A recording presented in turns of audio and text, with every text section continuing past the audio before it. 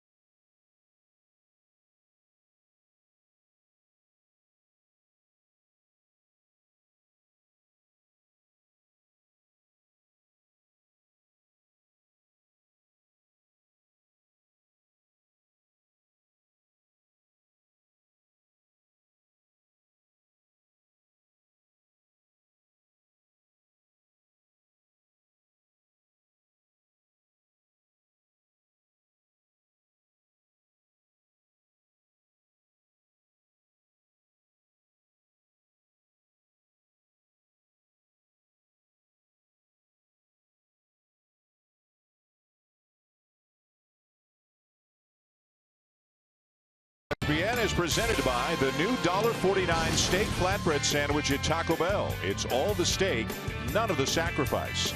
And in part by AutoZone. Hoods up, America. Get in the zone, AutoZone. And TD Ameritrade.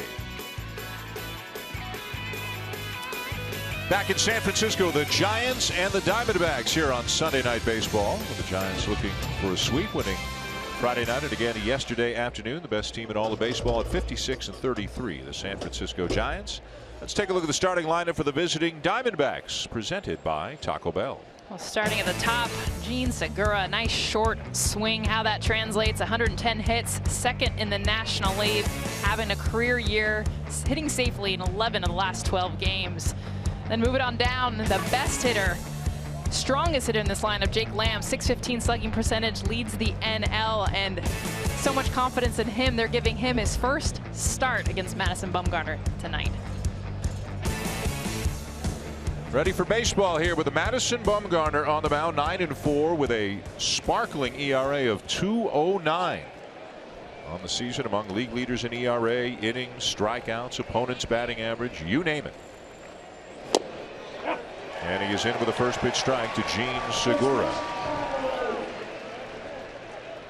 Bumgarner struggled some in the spring, and then 2 of his first 3 starts this year were not typical Bumgarner starts, but since then he has been outstanding, as good as just about anybody.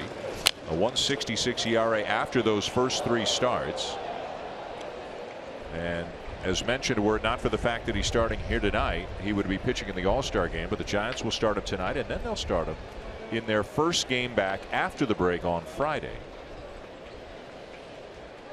A quick 2-strike count on Segura, who's having a fine season for Arizona.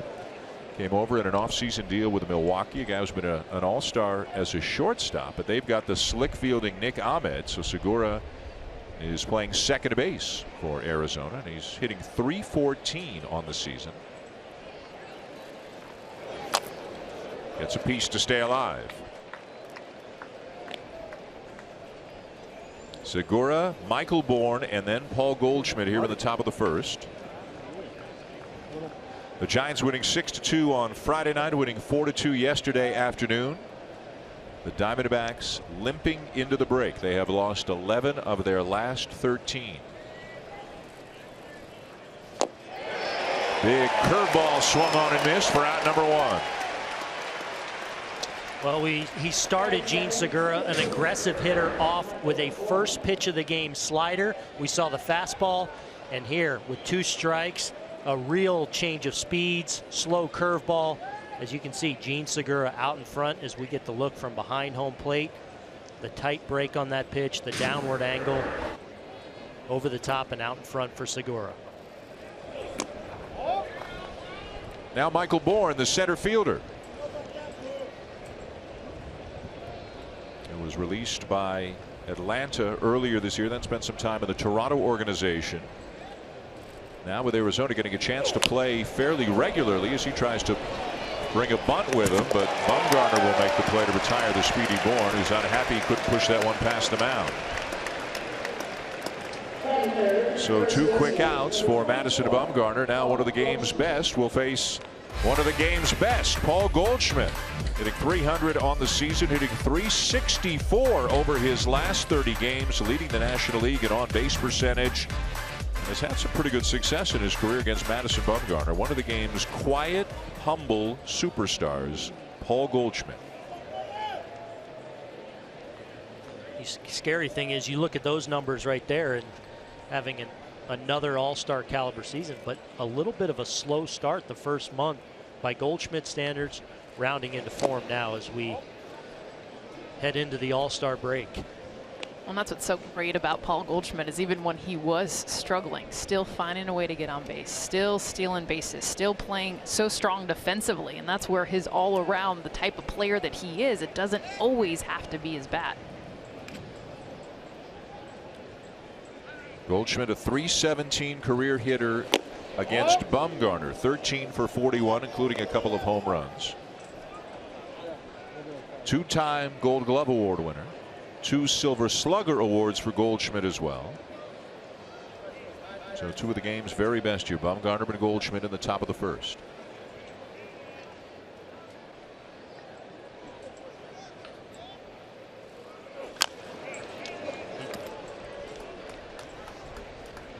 Here is a look at those numbers you touched on, Dan. 317, a couple of homers. Mad Bum already a little frustrated on that 1-0 pitch. Did not get the call.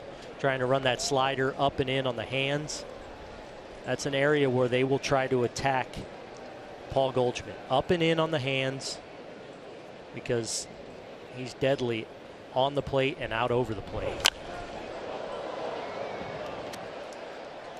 2-2 the count on Goldschmidt. As Buster mentioned off the top of the show, the third best OPS, on base plus slugging, in baseball since 2013. Number 1, Mike Trout. Number 2, Miguel Cabrera. Number 3, Paul Goldschmidt.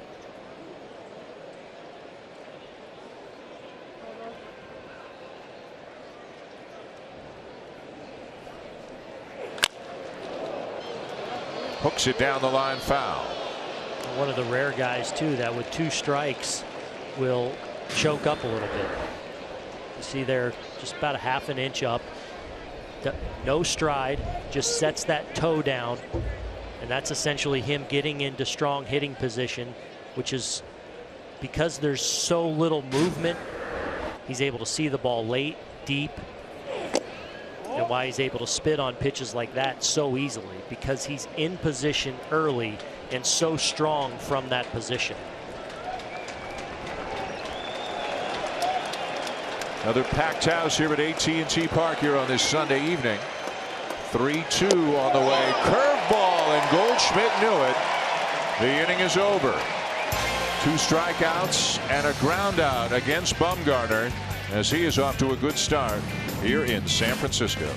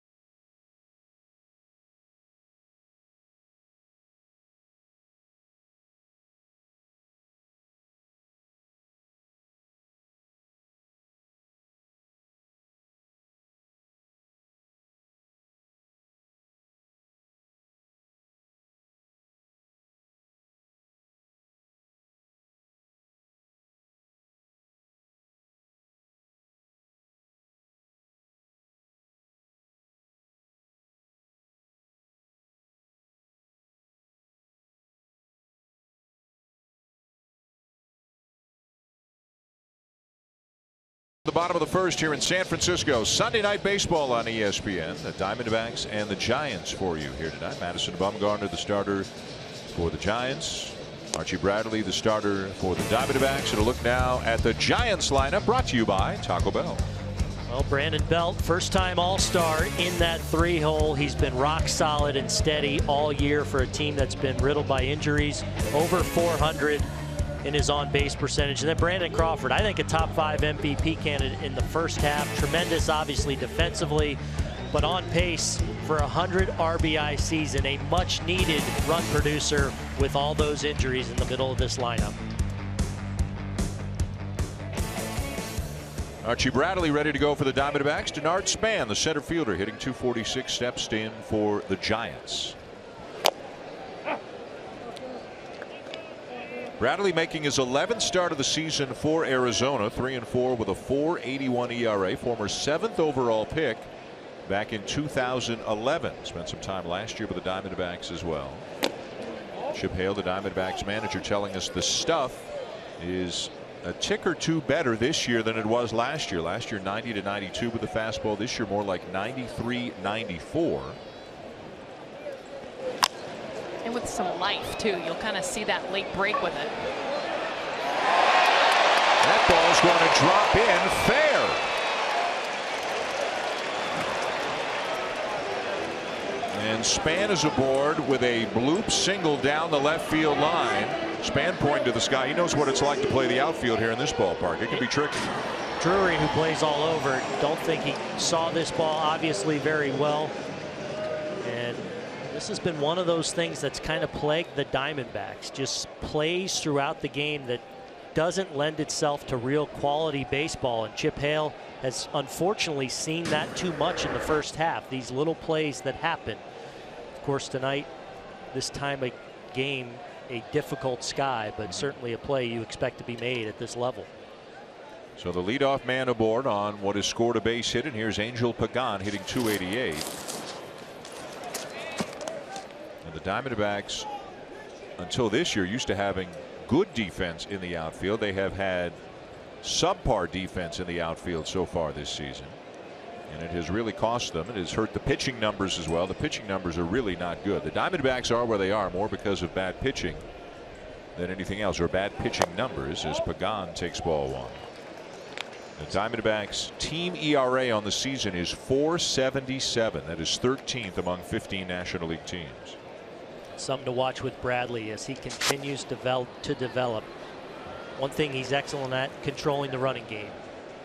Just 2 attempts against him from a stolen base standpoint. Very quick move to first base.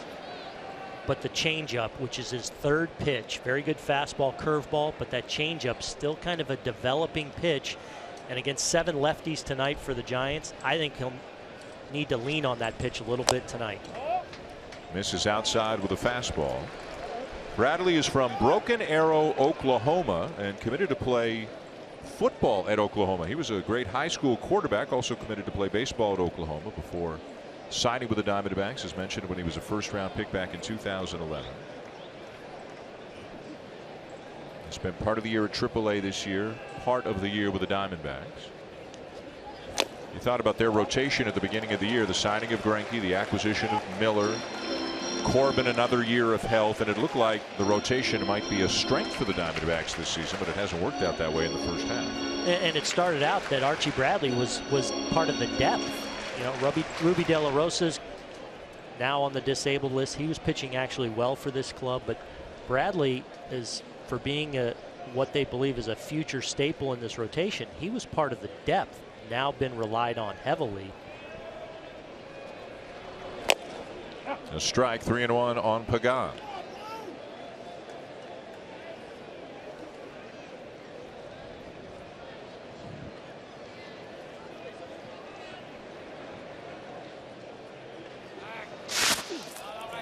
Very concerned with Span over at first base. Span's got 8 steals on the season, has been caught 5 times.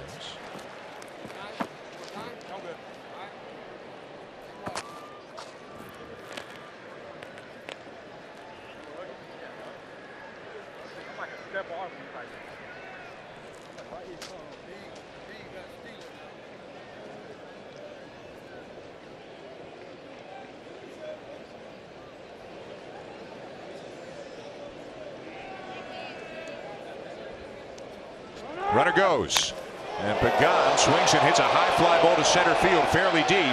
Bourne still backing up and can't make the catch.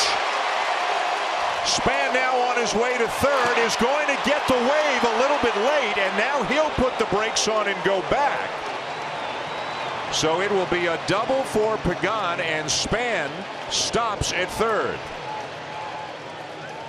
Michael Bourne is now looking up at the flags in straightaway center field, because Jess, he kind of just drifts on this ball. This is another play that should absolutely be made by a Diamondback outfielder. Michael Bourne, an outstanding center fielder. I think that ball carried much further than he thought. And look at where he jumps. He's still 2.5, 3 feet from the wall, and I think he misunderstood where he was at in the field. Watch him switch back, and then he'll make this jump, and he's not quite at the wall yet. He needs to take another step, make the catch. Just a little confusion as to the when it drifted, but also knowing where he was at on the field.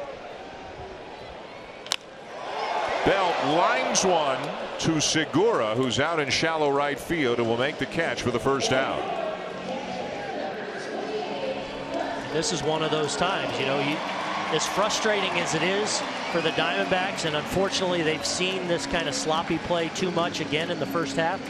It's a chance for Archie Bradley to see how a young pitcher reacts to, you know, 2 plays that should be made. Does he command the strike zone? Does he let it affect the next pitch? That's where you really want to see him have this composure right here. Here's Buster Posey. You can see he's been on a tear over the last month or so, and he is headed to San Diego for the 4th time in his career. He's an all-star for the 4th time in his career. Posey overall hitting .286 with 11 home runs on the season. Bradley has struggled against lefties. They're hitting over .300 against him. He's held righties to a .190 batting average, but facing one of the game's best right-handed batters here in Buster Posey.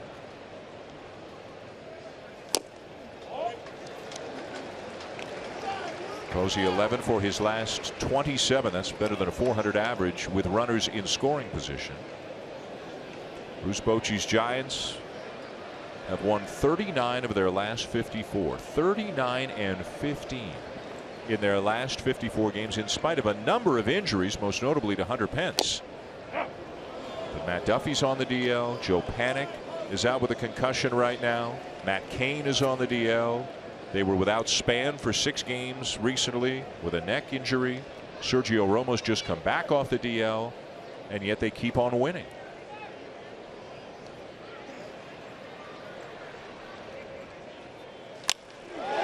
Into right field, a base hit. Span will score. Pagan will be held. The Giants have a 1-0 lead.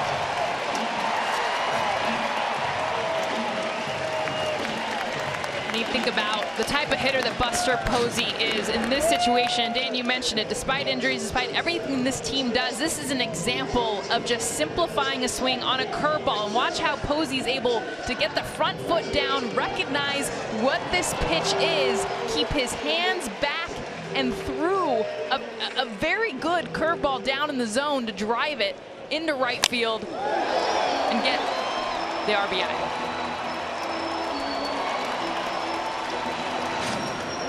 You know, you think about the pitch before on the 2-0 pitch with first base open, they went curveball, and I think that signaled to Buster Posey, hey, they're not going to give in to me in this spot. So good chance he sold out on that breaking ball right there. You don't hit a breaking ball the other way unless you probably have a good idea it's flipping up there. So now here's Brandon Crawford with the Giants leading 1-0. Crawford having a great season. He's driven in 58 runs already, playing his usual stellar defense, but he is not going to the All-Star game. Addison Russell of the Cubs won the fan balloting as the starter. Corey Seager was added on the player ballot, and then after Matt Carpenter of the Cardinals sustained an injury, his injury replacement was Aledmys Diaz, his Cardinal teammate, their shortstop. And Jess, you talked to him for a while. I wandered over at the end. We were talking to him about the All-Star situation. He really took it in stride, but there's no denying this guy deserves to be an All-Star this year. And he said, he's like, yeah, I want to be there, and I know I deserve to be there, but he said this has kind of been my career. I'm a guy that gets overlooked, and it isn't something new to me, and that's what's motivated me throughout my entire career.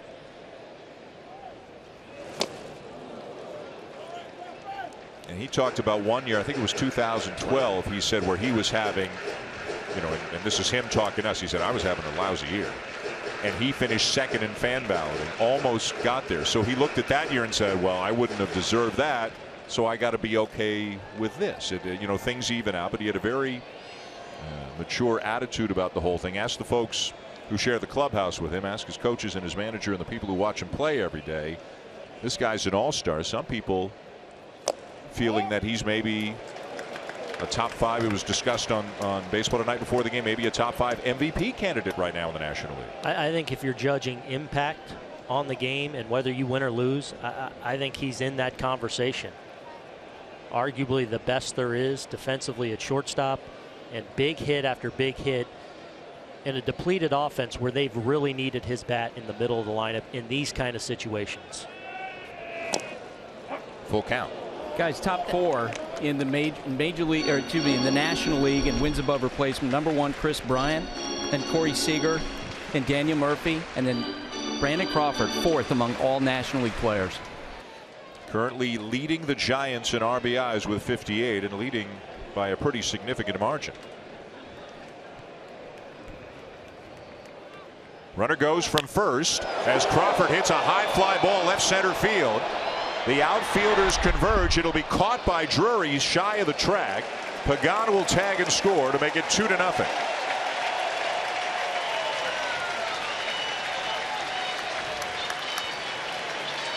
Well, just a real nice job of understanding the situation. Two strikes. Once they get 2 strikes, he knows, hey, I want to get something that I can at least drive in the air or get up in the air and get this run home. It's a breaking ball. It stays up. And one thing that Brandon Crawford's really evolved as a hitter is that pitch up and out over the plate and driving it with authority through the middle of the field and the other way. He's hit a number of balls out to left field, a number of extra base hits that way. They're a deep sac fly. So the Giants off to a 2-0 lead here in the bottom of the first. Runner at first, 2 down. A lead for Madison Bumgarner here in the early going. The batter now the third baseman tonight, Connor Gillespie. We mentioned Matt Duffy is on the DL with an Achilles issue. They're hoping to get him back shortly after the All-Star break. High chopper, and Bradley will take it himself to end the inning. It's a good one though for the Giants. A 2-0 lead at the end of 1.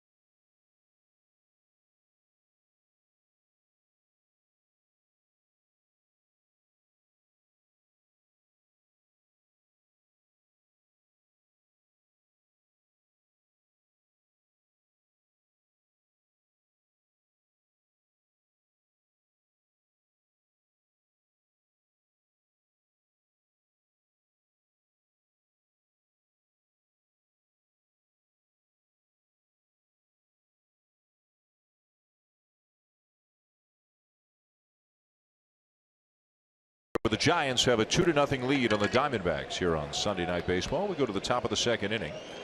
Madison Bumgarner on the mound for the Giants. Great view down at some pretty good looking seats behind home plate. No doubt enjoying some garlic fries down there. As Wellington Castillo, the catcher for the Diamondbacks tonight, leads off the inning. Guy with some big power. Has 10 home runs on the season, including one of them earlier this year off Bumgarner.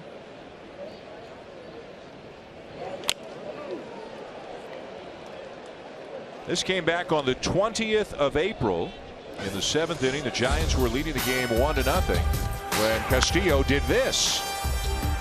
Well, this is at a point in the season too where it looked like maybe the Diamondbacks were starting to get it rolling a little bit. They came into AT&T Park here and swept a 4-game series, only to have the Giants come to Arizona the following week and return the favor, and the season's kind of gotten away from them since that point. One of 2 home runs that Castillo's hit in his career off Bumgarner. The one on April the 20th was a 2-run shot, and it was a 2-1 win for the Diamondbacks.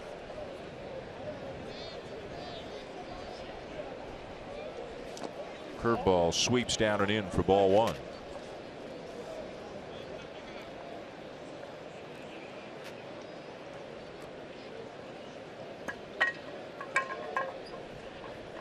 Shadows will become a factor soon. You can see them moving out toward home plate.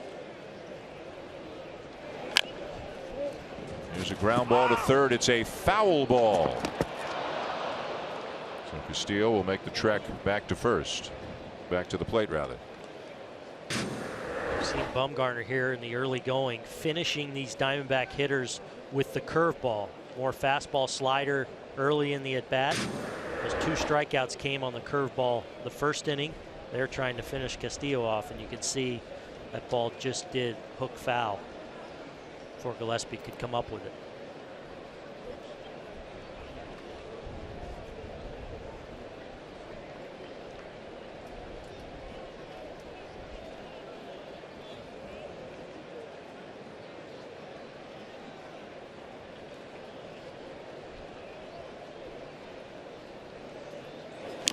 Got him. Terrific slider there from Bumgarner. Already his 3rd strikeout of the game. And that's what makes it so tough to protect against the curveball, especially for these right-handed batters. And Castillo with the slider, when it comes in on the hands and the movement, you'll see it come towards the hands and then the depth as it moves. And that's a part of the deception when you think about Madison Bumgarner and what that ball looks like at release point and then where it ends up, the angle that he creates with that pitch. And then knowing that the curveball you have to protect with that, it just makes it very uncomfortable, especially for right-handed batters. So here now is Yasmani Tomas, the right fielder for the Diamondbacks, hitting .255, 13 home runs on the season. Signed a 6-year contract prior to last year for better than $68 million. Did not have a great year last year. The power numbers are up this year. And again, with all the injuries the Diamondbacks have had in the outfield, they've needed every healthy guy out there they can have. So Tomas has had a chance to keep playing through some things, whether it's been less offense than hoped for at certain points of the season or less defense than hoped for. But they still feel the potential is there. The pop is there. And it's an important couple months for Yasmani Tomas to prove that he's part of the future, part of the nucleus going forward. He's certainly shown flashes, as you've touched on, with the power, but there's also been the times where he swings wildly, doesn't give you good situational at bats all the time, you know, isn't one of the plus defenders in the outfield, but a real important couple of months to prove that he can be a championship type right-handed bat in the middle of this lineup. A play for Gillespie at third. 2 down.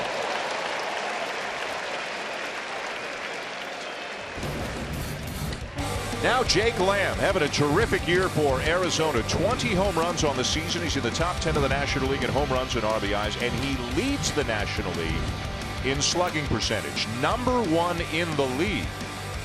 But like we said about Brandon Crawford, not going to the All-Star game.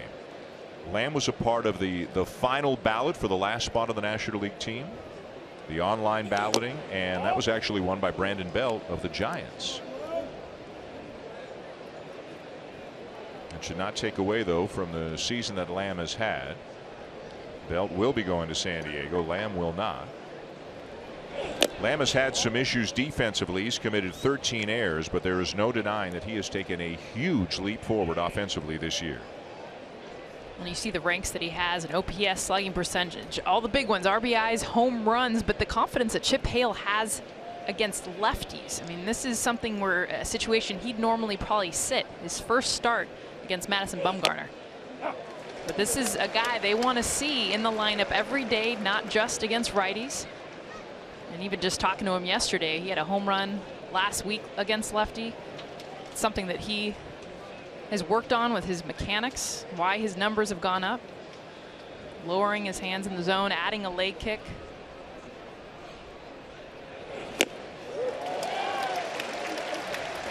Two balls, two strikes on land. The Giants with the shift on for the left-hand hitting third baseman.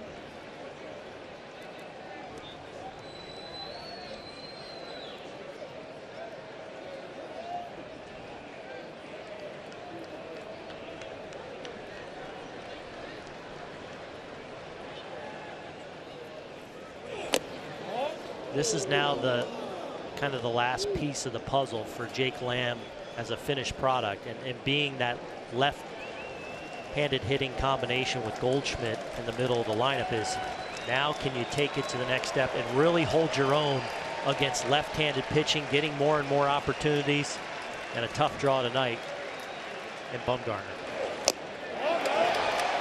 On the appeal, he went, and the inning is over. 6 up, 6 down, 4 strikeouts in the early going for Madison Bumgarner.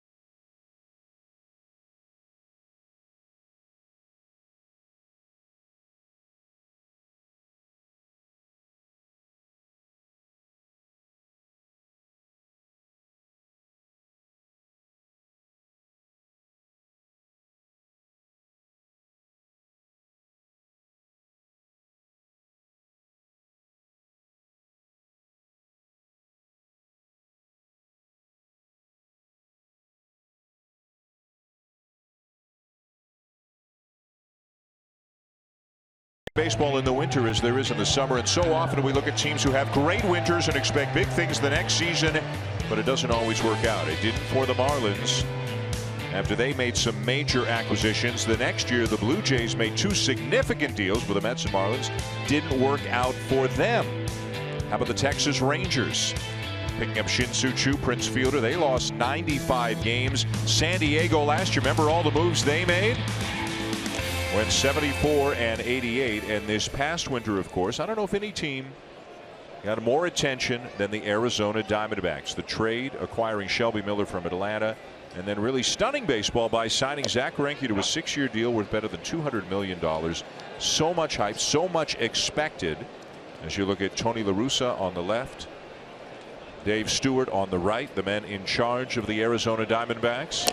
So much expected for the D-backs this season, and it has not worked out. 38-51. They traded their closer Brad Ziegler to Boston a couple of days ago. You could foresee another move or two by the trade deadline. So I guess the place to start with this, guys, is what's gone wrong for the Diamondbacks this year? Well, as I look out on the field right now, I see a very talented group of players. I see star players. I see potential future star players. They've been obviously bitten by the injury bug, but at the end of the day, they just have not performed in the starting rotation. And I think the biggest goal for the Diamondbacks going forward this year is really to get Patrick Corbin, who's been a really good left-handed pitcher for them in his young career, but has struggled this year, and Shelby Miller right. Because if they are going to compete in the National League West next year, and I still think they have a really good chance because of the talent that this team has. They've got to get those two guys right, and part of what should be a good rotation anchored by Zach Greinke at the top. And why did they go out and get pitching? Because this team scored a heck of a lot of runs last year. They were second in the NL in runs per game, and this year they just don't have the same offense. A big part of that is they lost their stud center fielder AJ Pollock. They might be getting him back later this season, but they're just not scoring. They're not the same offensive team that they were a year ago, which is why they put so much of their eggs in the starting rotation basket that's turned out empty. Well, their defense as well. They were arguably the best defense in Major League Baseball, and that's high praise when you consider teams like the Kansas City Royals. They had that kind of team. A completely different outfield, obviously, with no Pollock, Peralta on the disabled list, trading in Ciarte, so they've really suffered defensively in the outfield. But this is a team that, if they get Pollock back, has the potential on both sides if they can fix the pitching. Well, let's take a look. You mentioned the names, guys. Let's take a look at what they're missing with the injuries in the outfield. A.J. Pollock is a terrific player. David Peralta, a very good player. Chris Owings, who is more of a natural infielder, has filled in a lot, played a lot of center field because of the injuries. Then he went on the DL. Zach Greinke's on the DL right now, but that's a more recent development. Ruby De La Rosa was pitching well. He's on the DL. A backup outfielder as well in Socrates Brito. So the outfield is really the source of most of the injuries that the Diamondbacks have suffered this year. It has hurt them offensively. It has hurt them defensively. Well, I mean, think about this game alone in the first two batters. You know, a easy pop-up catch to Drury, which, you know, misread, understood, but still just something that you don't see very often. And Michael Bourne not being able to make a catch that turned into a double. The batter is Ramiro Pena, starting at second base tonight for the Giants. But when a team struggles, there's a tendency to say, well, they got to rebuild, trade everybody and start over. But Aaron, and you alluded to it already, you don't think that's the case with this team. This can be a very good team next year. Yeah, I think it's a case of a good and talented team having a really bad year. And why I think you have to be open now. Pena lines one left center field, and it is down. Bourne will cut it off on the track. Around to third comes Blanco on the double by Pena.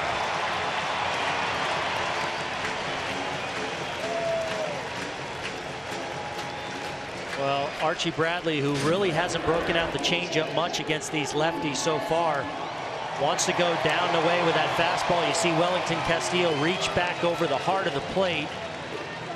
And this ball is stung to left center, and I think with the sunlight, Michael Bourne didn't get a great look at it, but this ball was probably going to get down. Fortunate to be able to cut it off. You know, Bruce Bochy made a point to us before the game, the way the Giants have withstood some of their injuries, that they've had guys with major league experience like a Pena, like a Gillespie, like a Grant Green, like a Mac Williamson, guys who have stepped in and done a nice job in support roles for them this year.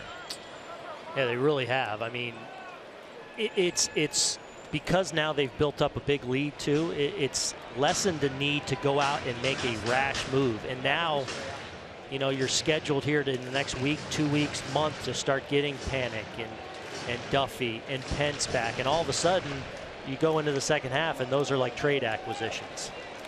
Here's Bumgarner, always a threat. 11 home runs in 189 at bats. In his last 3 years. Legitimate power. He's 8 for 46 this year. That's a 174 average. Has 2 home runs this year. He's dealing with the shadows that he will benefit from when he's on the mound shortly. Having to deal with it now, trying to get something in the air and bring home a run. Fastball there, and it's 0-2. You see him kind of turn away, frustrated.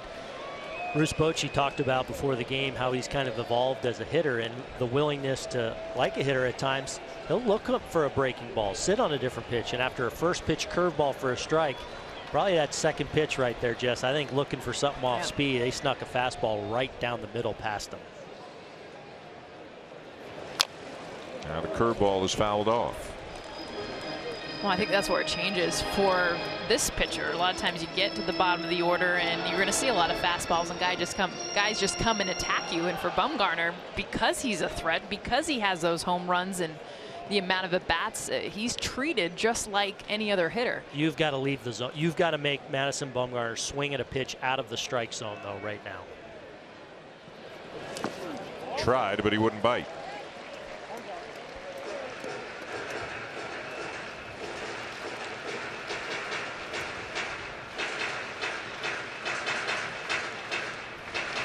Angel Pagan a couple of spots away.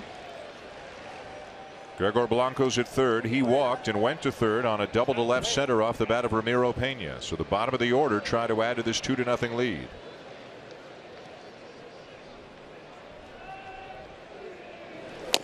Fastball, strike three called.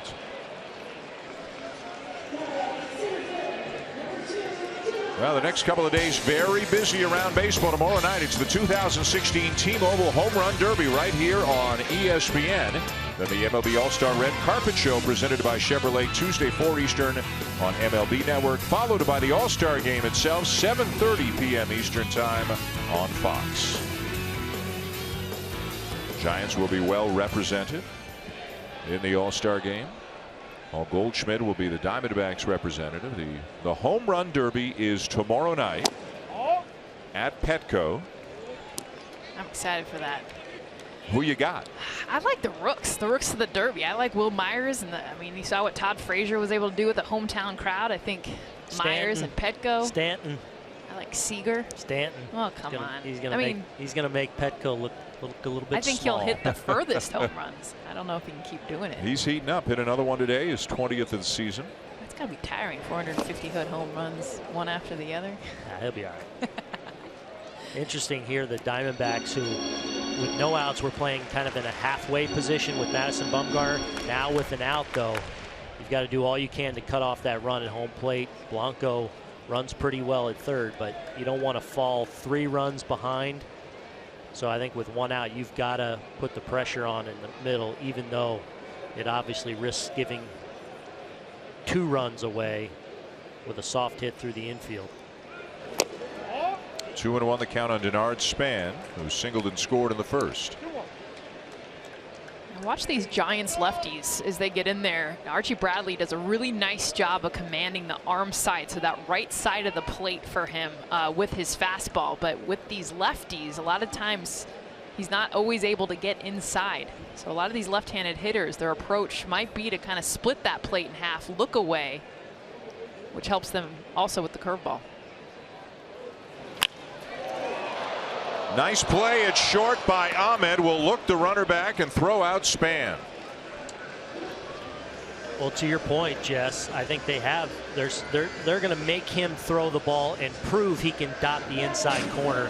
As a result, Span stays out over the plate, hammers this breaking ball, but Ahmed a good job of moving side to side, makes a nice play, and after slipping a little bit is able to kind of gather himself and still look the runner back and record a big second out now, and a chance for Bradley to get off the hook after what was another tough start to this inning. One of the game's best defensive shortstops, Nick Ahmed of Arizona. That's the second out, and that'll bring up Angel Pagan, who doubled the deep center and scored back in the first. Second and third, 2 down now here in the second. That's a great example right there, Jess. You saw Wellington Castillo creep to the inside corner. He's missed every time with it on the plate. And if you can't command that as a starting pitcher, that's where the changeup against these lefty becomes so important. I don't know that he's thrown one yet tonight. But if you don't own a certain part of the plate, it makes that good curveball much more hittable. Totally, because if I'm a left-handed batter now, if I'm Angel Pagan, I'm in that batter's box and I'm creeping on the plate a little bit, saying, try to get in my kitchen, and I'm going to look away. Middle away fastball, which will help me sit back on anything, even the changeup.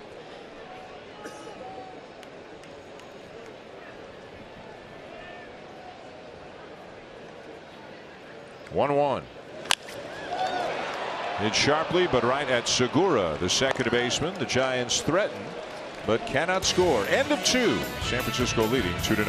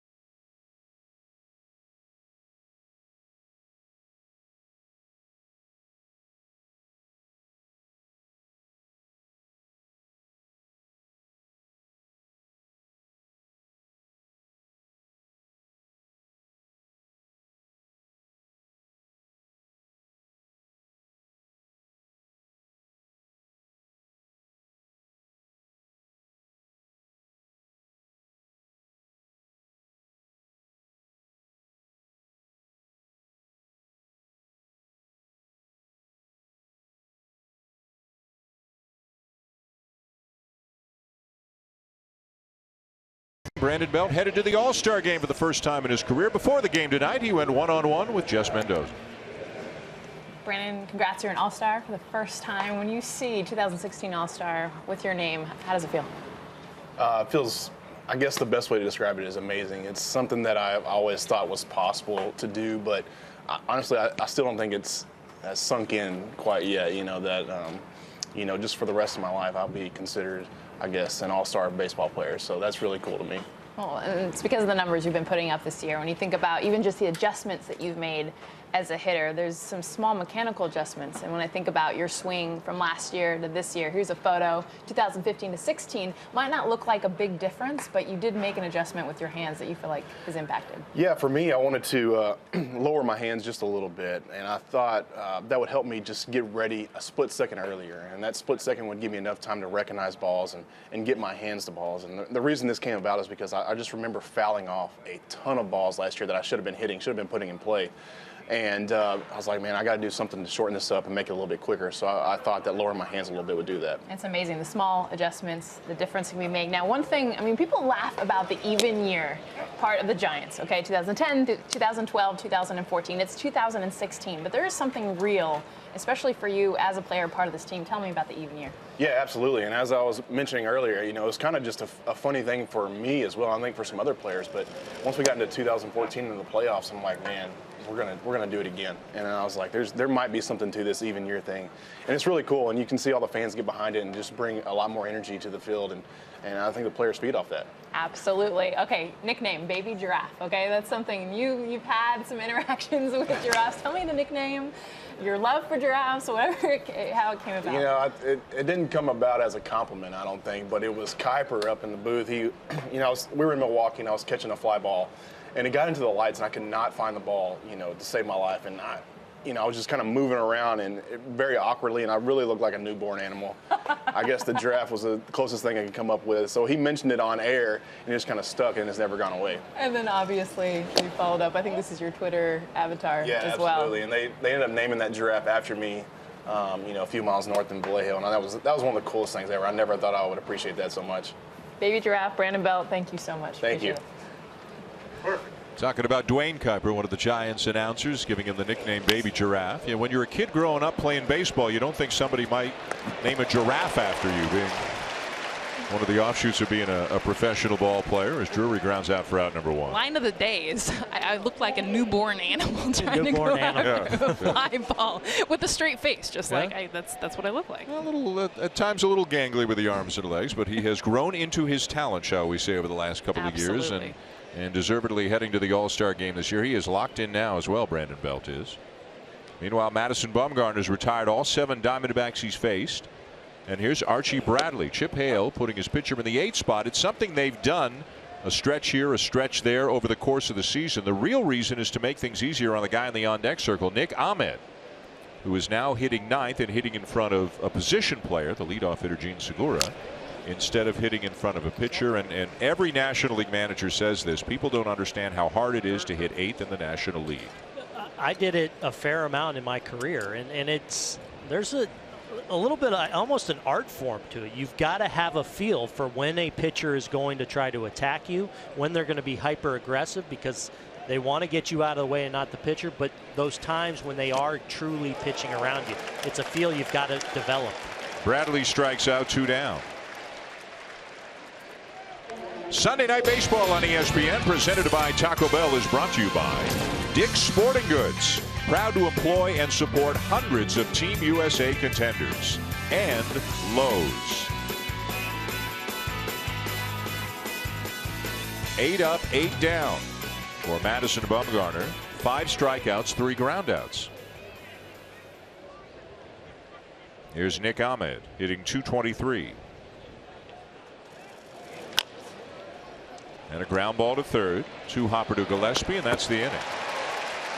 So Bumgarner is in control here in the early going.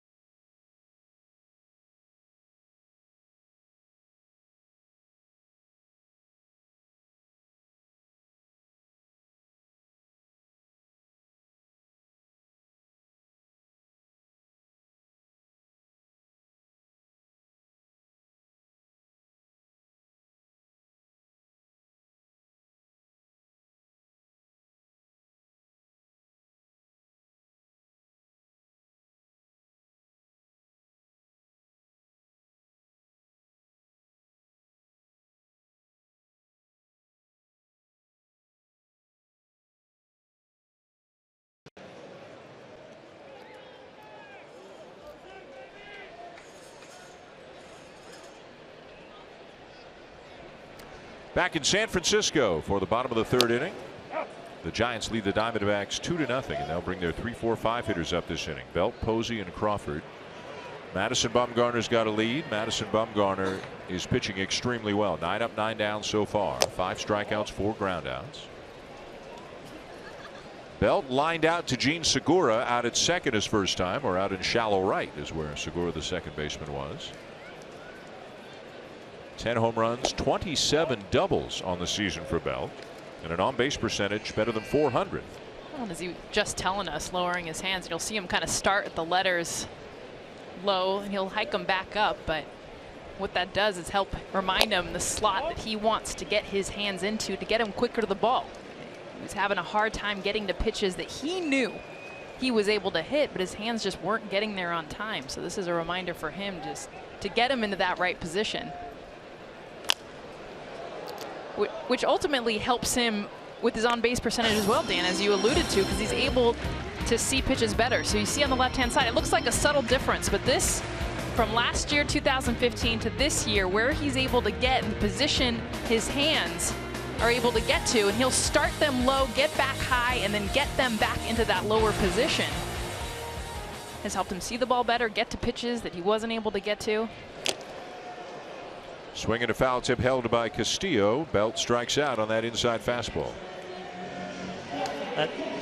That's the first time Bradley's located that fastball to the inside corner. And if you're not going to have a changeup presence, you've got to be able to dot that inside corner to these lefties to set up the breaking ball. Perfect execution. You see Belt tied up. The foul tip, Castillo able to hold on. Good execution by Bradley. Second strikeout of the night for Bradley. Belt retired to begin the inning. And now the batter is Buster Posey. And an RBI single to right field his first time up.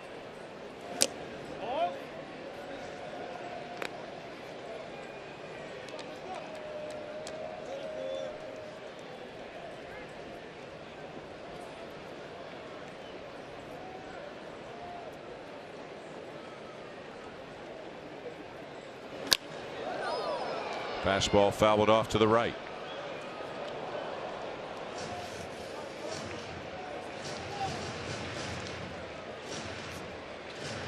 And those shadows, guys, I think definitely now, so you get a little taste of AT&T in this beautiful ballpark, but those shadows certainly an issue now for these hitters.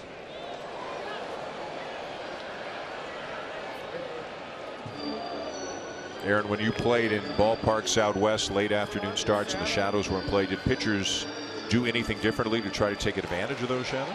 I never thought so. I would always tell our pitchers, it's really hard to see right now, guys. So if that affects how you attack things, and there's a look from behind home plate of that ball going from sunlight into darkness. Posey grounds one into center field, a base hit, and he's 2 for 2.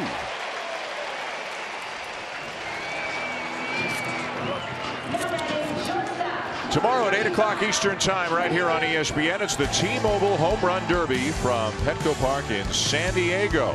Same rules as last year. Quarterfinals, semifinals. There's a clock involved, bracket-style competition.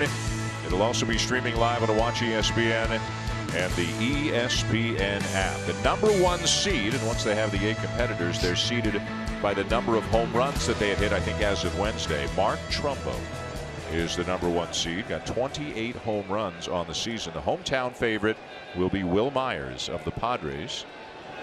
He'll try to do what Todd Frazier did last year. I'm excited, though, to see the Trumbo stand, because obviously all these guys have big time power, you know, but those two guys, it's a little another level than anyone in the game. Their ball goes a little bit further, sounds a little bit louder coming off the bat. If those are the two guys that if they can get on a roll, I'm looking forward to watching them ultimately be able to put on a great show. So you say Stanton is the winner, Jess. You say who? I like Will Myers and I like Corey Seager, but if I had to pick one, I'd go with the hometown. I like Will Myers, and I like the fact that his swing knows Petco. I like that he has that advantage, and to me, I think it's a disadvantage if you hit the ball further because you got to wait for it to land before you can take your next swing. A little bit tougher of a ballpark to hit him out of than last year in Cincinnati. Yeah, although Petco much friendlier than it was a couple years ago. They obviously moved the fences in from right field, so still probably on the bigger side, but much more in the middle of the pack from, if you trust all the analytics and how it plays as a home run ballpark. It's more in the middle of the pack now. Swing and a miss by Crawford for the second out. I like that strikeout too, because we've been talking about Bradley unable to kind of get into these lefties. Well, he did it on the fastball prior to this strikeout pitch. And what does that do? Well, it sets up this curveball, because now you see Brandon Crawford trying to get his barrel out in front in case that fastball comes. Well, what does that do? It allows the curveball to dive below and in front of the bat of Crawford. And that's the key to Bradley. I mean, I like what he's able to do with his fastball. I love that movement on his curveball, but to be able to throw to both sides of the plate is huge. And he's starting to do it now against these lefties.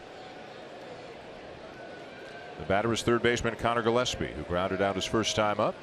Giants got 2 in the first. Buster Posey, Brandon Crawford driving in the runs. Had second and third, nobody out in the second, but didn't score. And now runner at first with 2 down here in the third.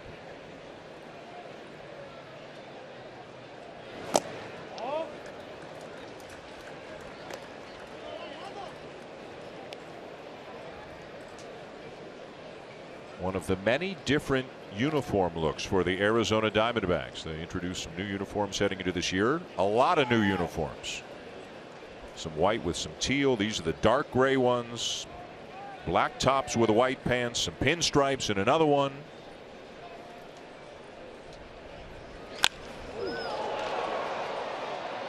Fly ball into left field.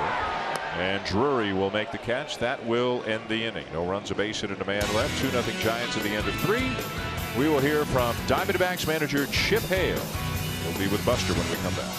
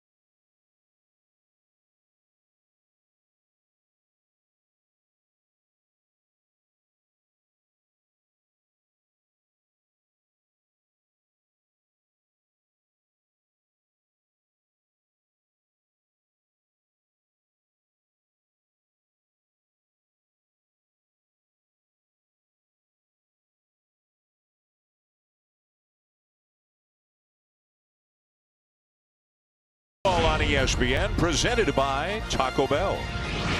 Moments ago, our Buster Olney with Arizona manager Chip Hale. Chip, we saw Archie Bradley give up a couple runs in the first Right. inning, second and third, nobody out, and then he stopped the bleeding. What changed? Well, he just did a nice job of locating his pitches. I mean, he's still pitching behind in the count. He's getting away with it right now, but he just can't play with fire like that against this good lineup. So he's going to have to start getting ahead. He's using his breaking ball a lot tonight, which is working. Fastball's got a little life. He's been able to get in on a couple of guys. So obviously getting out of that second and third, nobody out was huge for us. What do you see in your hitter's approach against Madison Bumgarner? Well, we're trying to, to work him a little bit, get the ball up, and he's doing a great job. He's mixing his pitch. You saw him strike Goldie out with the curveball there, and he's not throwing hard, but he's locating his pitches like we talk about. Location is more important than velocity at this point. So he's doing a great job. We're a better second time around hitting club, so let's see what we do. Chip, thanks. Thank you. The first time around, They didn't do any hitting against Bumgarner. 9 up and 9 down as Gene Segura fouls it off down the right field line. The count 0-2. Segura, Bourne, and Goldschmidt here in the 4th. You heard Chip Hale talk about he's not throwing real hard. True, but he's still, because of the deception and the angles, he's like a power pitcher because he's so hard to track and get a read on that as a hitter it feels like he's throwing very hard at you because you don't pick it up like you normally would a normal pitcher. So his 90 appears much harder, and then you couple that with the command of it and the command of the secondary pitches, the slider, and as we've seen tonight, a lot of curveballs that he's finished these hitters off with. 0-2 again. And yes, he did. Sure looked like it. And home plate umpire Mike DeMuro says he did go around. Well, let's take a look at some of how Madison Bumgarner has worked tonight and worked all the pitches. The first time up with Segura with 2 strikes, fastball up, the slider down and in, and then finishes them with that big slow breaking ball. Then you see another 2-strike. Buster Posey wants it up. Then the communication again, wants that slider down and in. He gets it there. Drury's able to lay off it, but then he finishes with a well-located curveball, just changing speeds, changing eye levels, giving these Arizona hitters a lot to think about and a lot to cover. And not being predictable. Right. Well, as great as he's been, and Aaron, you made this point when you talked about him off the top of the show, maybe having his best year right now. He's won 18 games each of the last 2 years. He's had an ERA under 3 each of the last 3 years, but his ERA right now is barely over 2. Came into the game at 2.09. He's 9-4, but the bullpen has blown 4 of his leads. 4 times he has left a game with a lead and has not gotten a win. He's an innings machine, 200 or more each of the last 5 years, and well on his way again this year. He's just one of the very best, no matter how you look at it. And that's not even mentioning October. And scary to think where he might get this year. He came into tonight with 120 2/3 innings. He's starting the final game here going into the break. He's going to start the first game coming out.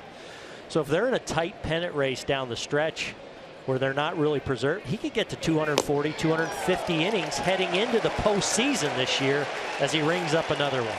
Strikes out Michael Bourne.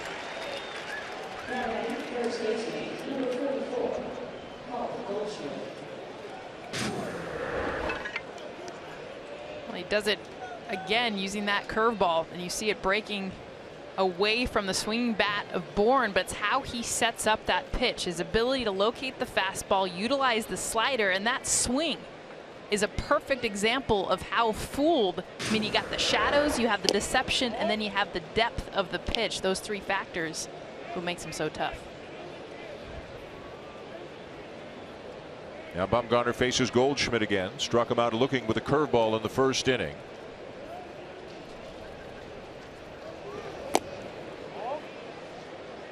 Well, first changeup we've seen tonight from Bumgarner. That's not a pitch he throws very often at all. But, you know, understanding that, as locked in as he is, he understands who's at home plate, and you've got to keep mixing up the looks you throw at Paul Goldschmidt. 2-0 slider catches the outside corner, 2-1.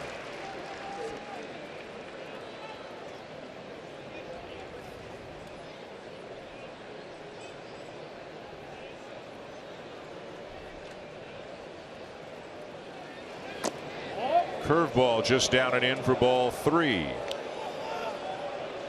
Bumgarner wanted that call. That's the second time tonight we've seen him a little frustrated with a call from home plate umpire Mike DeMuro. Both times against Paul Goldschmidt. It was a slider up and in that he felt like caught the corner, and there K-Zone said that curveball did catch the inside corner.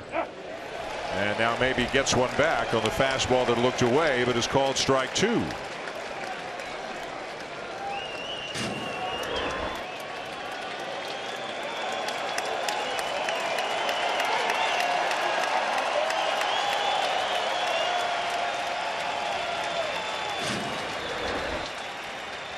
Three-two pitch.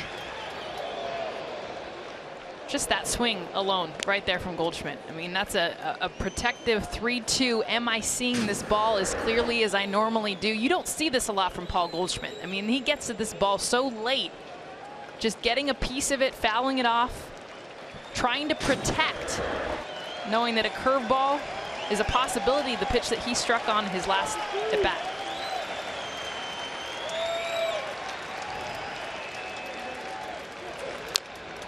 Fouls off another one.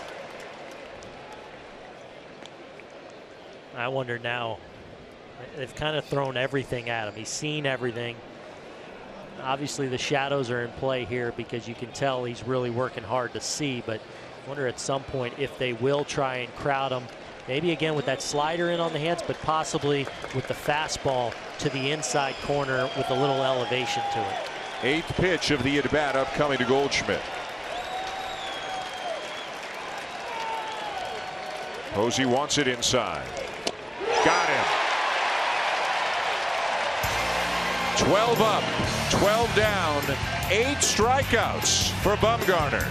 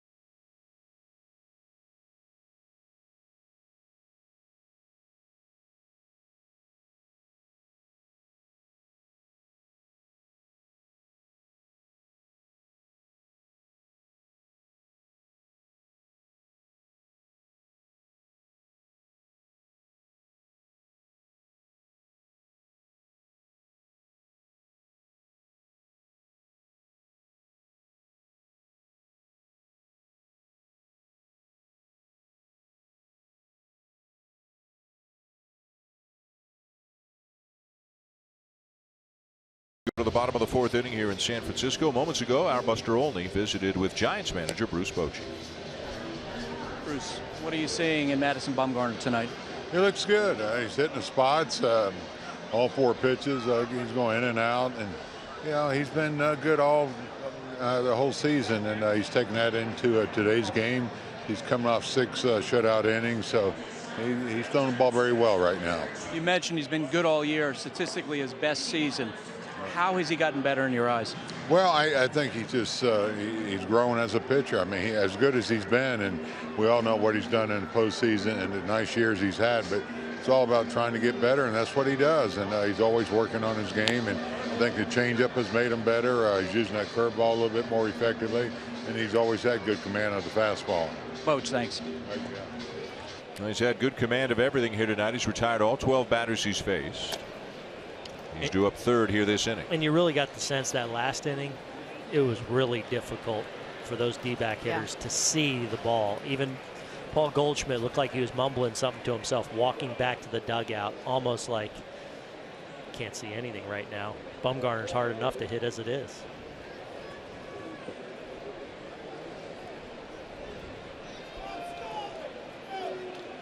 Now there's some hollering. Chip Hale was up on the top step yelling something out. Castillo was out in front of the plate. Ahmed was on his way in, but then everybody retreats back to their position. 2-0 the count on Gregor Blanco.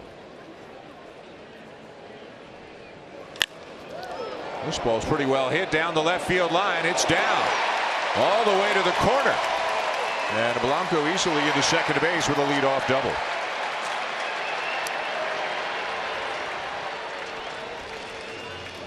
And this is just simple hitting from a left-handed hitter. Gregor Blanco sitting fastball, looking away, going away. Just getting his barrel of the ball.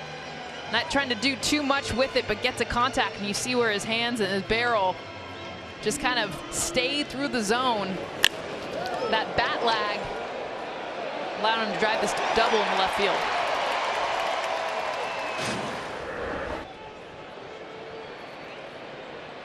So the Giants with the leadoff man on for the third time in 4 innings against Archie Bradley, who now misses up and away ball 1 to Ramiro Pena, and that pitch will get a visit from his catcher.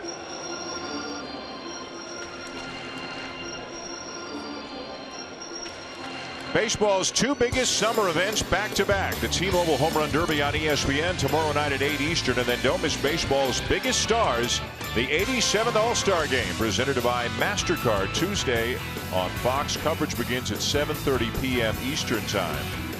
We have not heard yet who the starting pitchers will be. A lot of candidates for the National League have fallen by the wayside, either due to injury or, in Shane Bumgarner's case, pitching here today. But you wonder if the Giants' Johnny Cueto maybe is in line to start the All-Star Game Tuesday in San Diego. He certainly has had a phenomenal first half for San Francisco. Cueto is 13-1 on the season with a 2.47 ERA. And just the innings that he's thrown, the shutouts that he's given, the complete games, how he's helped. Probably one of the weaknesses of this Giants team has been the bullpen, and I feel like Johnny Cueto, every time he goes out, helps protect probably the biggest weakness for this team, and that to me is what makes him, I think he should be starting pitcher for the National League. Well, and you talk about the struggles of the Giants bullpen in the first half. One of the luxuries they've had, though, and I think why Bruce Bochy has used the bullpen so frequently, is Bumgarner, Cueto, and even Samardzija, 1, 2, 3, have been such innings eaters that it's allowed him to save some of the bullets for those bullpen pieces, especially when he wants to match guys up starting in the middle innings 2 times through a rotation, because those 3 have gone so deep into games. You saw the All-Star jerseys moving here at the shops at AT&T Park. Some Bumgarners, some Cuetos. Wants to pick you one up, partner? One of those little San Diego throwbacks? They do have a bit of a throwback Padre look to them. Yeah, why not? Could see you rocking that. Ben would dig that. Pick me up a retro Padres jersey when you're down in San Diego. All right. I'm on it. That ball is going to stay fair as Pena is retired. Blanco to third now with a 1 out, and that'll bring up Bumgarner. As we mentioned last time he was up, and as all baseball fans are aware, this guy can drive the baseball. This guy is a threat. 13 career home runs, 11 of them in his last 190 at-bats. That goes back to the beginning of the 2013 season. He takes his hitting very seriously. And if he's able to drive this run in, say even with an out, a fly ball, you know, it's a little bit cliche and almost trite to say, but the Giants really do little things in the course of a game to allow them to win games, especially close game. And that an innocent little ground ball to first, but Pena, certainly that entire at bat, at worst case, I want to pull something on the ground to the right side. You get a runner to third with less than 2 outs with your ace on the hill, and now a chance to add to that lead. But it's hard to see. You look at their offensive numbers and you break them down piece by piece, and they've scored more runs than maybe those numbers suggest they would, but they're very good, and they've been good in clutch situations. Even a little thing, like you said, getting a fly ball to the outfield. They've got 27 sacrifice flies on the season. It's second in the National League. It's not a huge thing, but they've scored maybe 6, 8, 10 more runs than the average team in the National League has just by getting fly balls to the outfield with a runner at third, less than 2 out. Something Bumgarner's trying to do right here. But he can't. And he strikes out for the second time tonight. Well, and when you're the Giants and you have an outstanding starting rotation and you play in a pitcher-friendly ballpark, you're going to find yourself in more low-scoring games. So when you have a team that has the capabilities to execute in those kind of situations, it lends itself to winning more ball games. And they're set up that way. And this team is not set up to hit a lot of home runs. They're not set up to get the big swings and a lot of strikeouts. They don't have a lot of strikeouts. They get on base. and they have the ability to shorten their swing, make adjustments, and you'll see whether it's choking up, as you pointed out earlier, Booney, getting the ball, taking pitches, being able to know what's coming, because it's how they play regardless of the situation. Only the Cubs have walked more than the Giants have among National League teams, and the Giants have struck out the fewest times of any National League team, and it's not even close.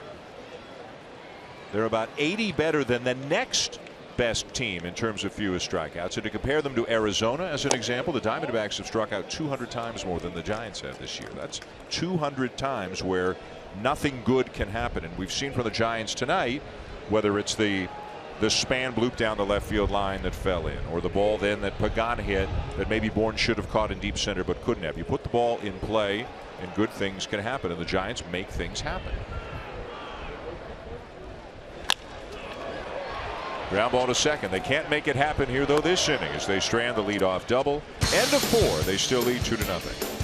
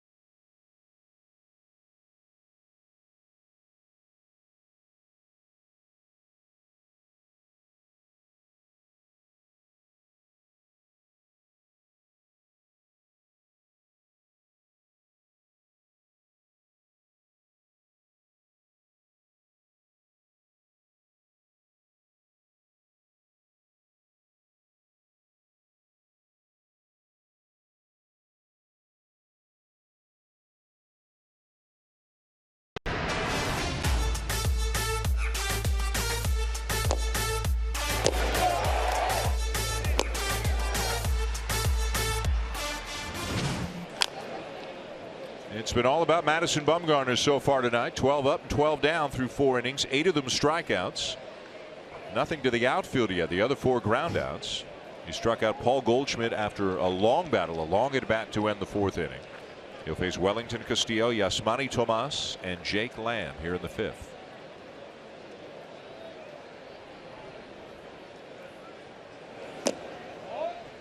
You would think it is starting to get easier to see the ball if you're a hitter. The shadows have moved out beyond the mound for the most part, near second base, not quite that far. Might take another inning or two before it's much easier to see, but it figures to be getting easier inning by inning.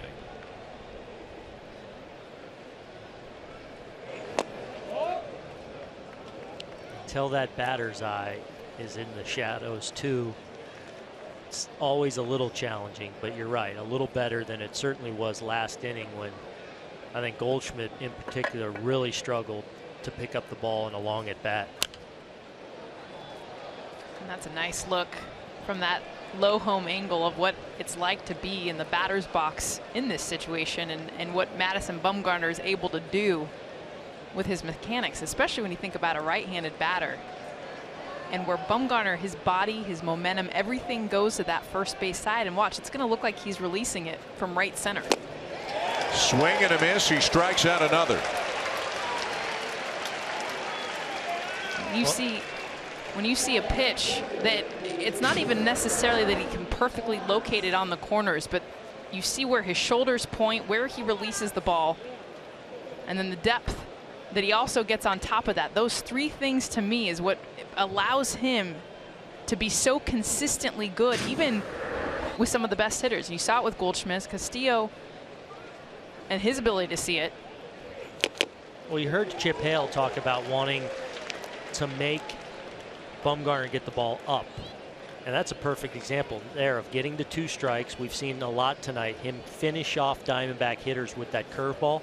That ball started, I bet, above the belt, but the tight break ended up down in the zone, almost in the dirt. But it's how he starts that pitch off, where he starts it, that makes it so effective. And that ultimately is command and what he does so well.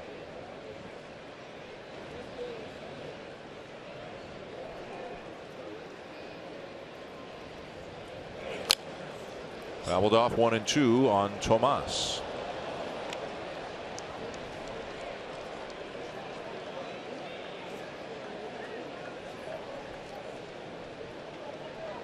Tomas grounding out his first time up. Right fielder hitting better than 300 against lefties this year. He's at 254 overall. Nobody's been any match for Bumgarner so far tonight, as this one is pulled hard but foul down the third base side. 9 strikeouts already for Bumgarner. Season high is 11, career high is 14. There's only 1 out in the 5th.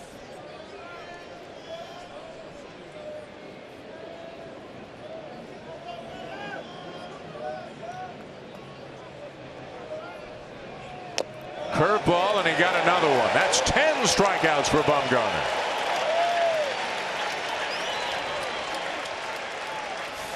Finishing another hitter with a curveball. It's been arguably his best pitch, certainly his finishing pitch tonight. Get a look at the deceptive delivery that he's so good at repeating. Presents it up above the strike zone, breaks that one into the heart. But you see that ball starts up. It starts off the plate away, gets to that outer half and in the heart of the zone. Perfectly executed by Bumgarner. Now with 4 10 strikeout games on the season for the Giant ace.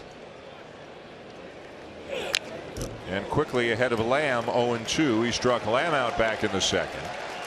He has struck out 5 in a row. And he's got this crowd all fired up.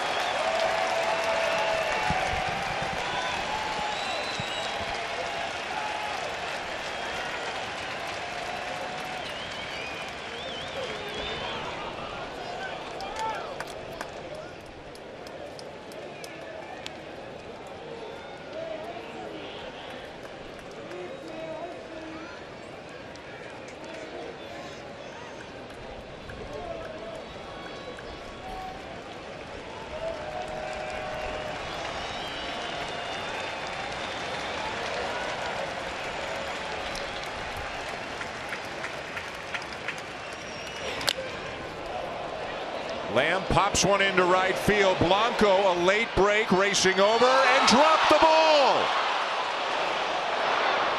Perhaps battling the sun on the play. It took him a while to find it. We will wait for the scoring to see if that's a hit or an error, and we're told it is an error, so that came quickly. And it's where Blanco was shaded too. I mean, he was in right center field, so he not only got a hesitant jump on it, but as he's running with the sun, the wind, everything, he takes his eyes off the ball. Watch right here at the very end as he's running. Just right there, gets off the heel of his glove. And a big part of this is because of how far, the distance that he had to cover to get over to this ball. Obviously a ball that needs to be caught, especially at this point in the game, and how Mad Bum's been throwing. So the first base runner of the night for the Diamondbacks is on an error charged to Blanco. Lamb is at second. The batter is Brandon Drury. Out in right field, looking back into the sun, and could not make the play off the heel of his glove. 0-2.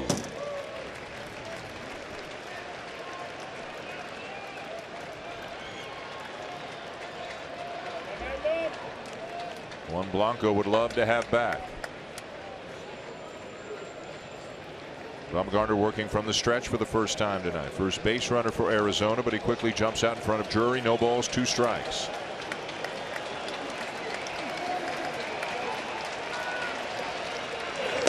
Got him. Number 11.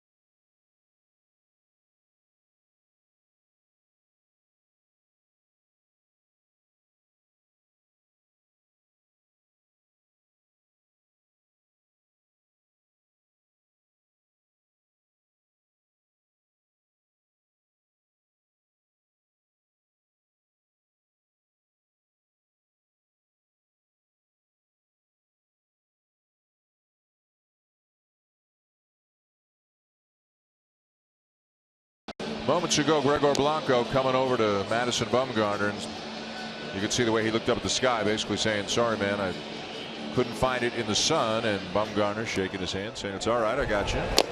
So there will be no perfect game tonight, but the Diamondbacks still don't have a hit. That was an error charge to Blanco. So the line for Bumgarner is 5 innings, no hits, no walks, 11 strikeouts. Giants lead 2-0. As Angel Pagan leads off the bottom half of the inning.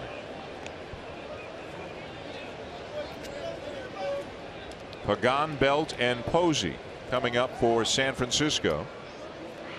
Pagan doubled and scored in the first, grounded out in the second.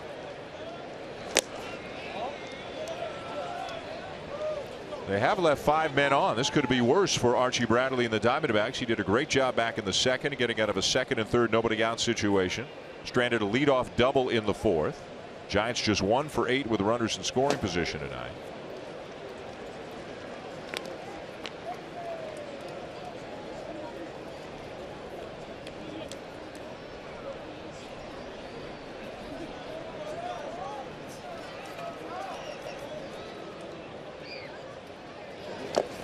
And Pagan chases for out number 1.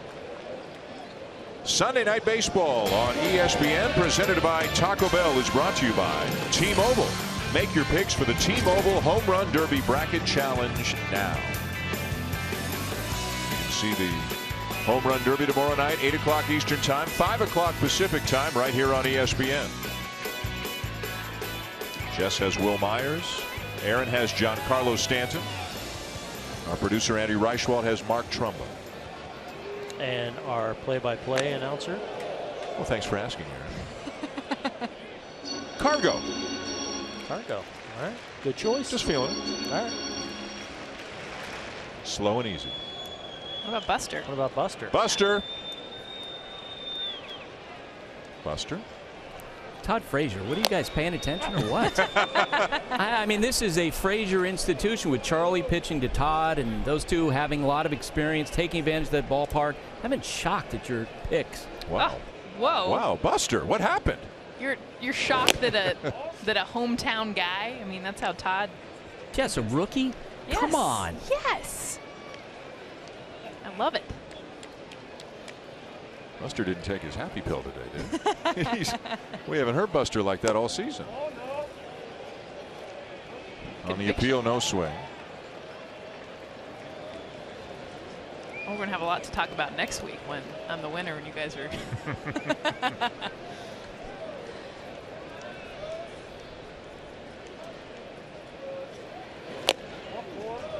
Belt will draw the walk.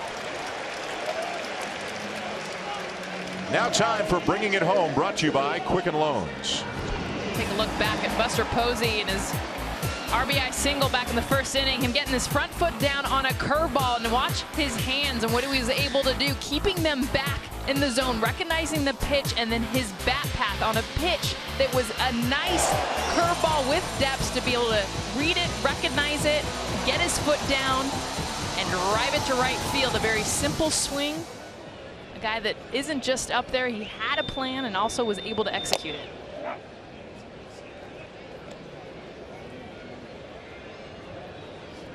Two hits for Posey tonight, raising his average up to 291. He got off to a bit of a slow start this year. Paul Goldschmidt of the Diamondbacks got off to a bit of a slow start, but they've both gotten hot, and their numbers look like they're both going to wind up about where their numbers usually are. And you know, it's interesting.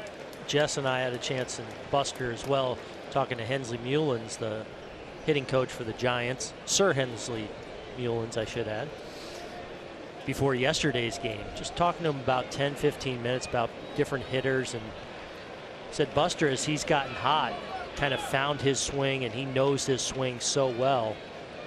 There's been games where his first swing of the day is in the game. Once he locks in and finds his swing, he's not a guy that hits a lot, wants to kind of save and preserve his bullets. As we get another look at another good swing, this time not producing a hit, but as Jess talked about, getting that foot down nice and early and then getting the bat head and the barrel to the ball on a pitch running in on him, drives that ball out to center, but right at Michael Bourne. But you know, for a guy that's catching, that puts his body through a physical toll, but that's so important to this lineup. He knows how important it is to preserve any kind of physical energy in the grind of a season. A guy that hasn't taken very many pregame hacks in the last couple weeks because he's been locked in with his swing. How unusual is it for a guy not to take BP on a fairly regular basis? I think it's fairly unusual. I think we're starting to see some guys start to take that approach. Bryce Harper, he does a lot of pre-routine stuff, but doesn't go out on the field and actually hit a lot. But I think, look, I think it's 2016. It's time to start being smarter with how you get ready to play, and I think everybody's a little bit different. Crawford bangs one into right field, a base hit. Belt will make the turn on his way to third, in there safely, and Crawford takes second. Well, this really another small mistake by the Diamondbacks. There's not going to be a play at third, and so you've got to at least throw it to the cutoff man and not allow another runner to get into scoring position. It's a good job of Belt of reading that ball, making the decision, okay, yes, I can get to third base. Yasmani Tomas comes up and fires, overthrows everything. Brandon Crawford looking for that, possibly expecting that. As soon as he reads the ball high over Ahmed's head, he just keeps on moving into second base, another runner into scoring position.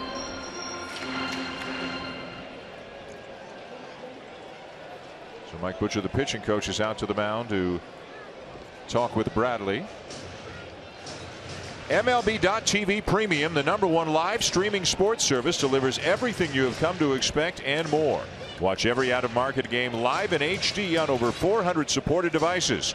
Includes a free subscription to At-Bat Premium, the #1 app for live baseball. Blackout and other restrictions apply. Visit MLB.TV for details. Bullpen now busy. Right-hander Jake Barrett throwing for the D-backs. But getting back to my point is, it's 2016, and it's about figuring out what makes people successful. And for some people, that is mean taking a lot of swings. For others, it's not. I think sometimes, especially as a young player, you just feel like I've got to do a lot. I've got to do a lot. Well, it's a long season that's physically tolling, and sometimes all of that can carry over into the game and wear you down over the course of a long year. And Booney, I think that starts from the top down. I think it's how the manager sets that tone, because there are a lot of managers that feel like, hey, if you want to get better, you got to be here 5 hours before the game. Bruce Bochy is not that manager. He's the one that says you need to preserve. Don't get here that early. Take your hacks when needed, but 162 games, come on. Joe Maddon's another one with the Cubs. I mean, in fact, there's days in whole entire series he says no BP at all for anybody because it's not necessary over the course of a season. 2-0 the count on Connor Gillespie, the third baseman, who's 0 for 2. The Giants up 2-0. Base hit could double that lead.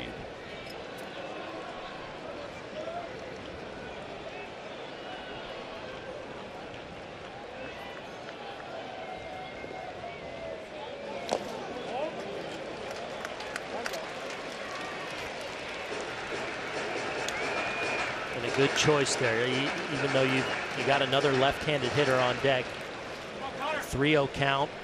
Obviously down 2 runs, and the way Bumgarner's pitching, you don't want to just completely groove something even though you're behind. Pitch as though you're even in the count or even ahead and try and execute a corner of the plate and don't give in. Strike on the outside corner, 3-1. And you've already shown now, you've planted in Gillespie's head a 2-0 breaking ball. So he's not completely sold out on 3-1. I'm getting a heater down the middle. You've at least planted that seed. So now you can go a couple of different ways, but you still want to pitch as though you're ahead in the count in this situation. Worst case scenario, you get a fresh hitter in Blanco coming up next. Again on the outside corner, 3-2.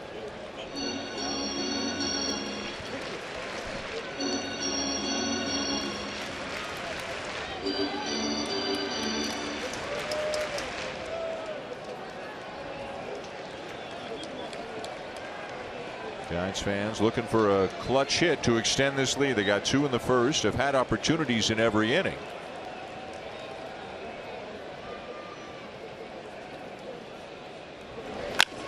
And the breaking ball grounded to second. A backhanded stop. Segura back to his feet and in time to end the inning. 2 more men left on. 2-0 Giants at the end of 5. Madison Bumgarner back to the mound.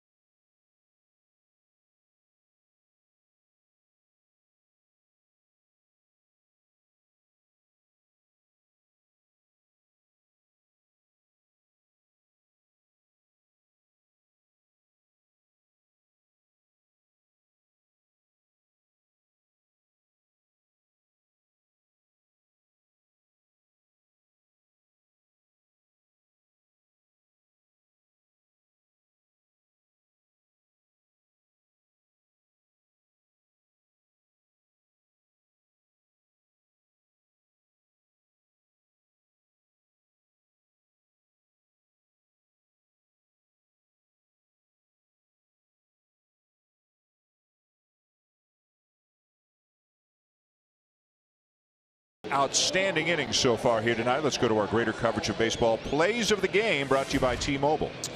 Well, the story of the game has been Madison Bumgarner and just setting up his pitches. Slider to Segura out of the zone, then he breaks the breaking ball into the zone. Curveball out of the zone. Okay, you want to lay off? I'll start it then up and out and break it into the zone. Another 2-strike pitch out of the zone. And then I think the one and only strikeout he's gotten tonight on the fastball, where he climbed the ladder there with Drury for the 11th of the night through just 5 innings for Mad Bum. And a defensive change for the Giants. Ruben Tejada has come in at third base now for Connor Gillespie. Gillespie making the last out of the bottom of the 5th, so Tejada now at third. Archie Bradley will bat for himself as he leads off the 6th inning. It'll be Bradley, Ahmed, and Segura. 8, 9, and 1 in the Diamondbacks lineup. And they are still looking for their first hit of the night. Only one base runner, and that was on an error.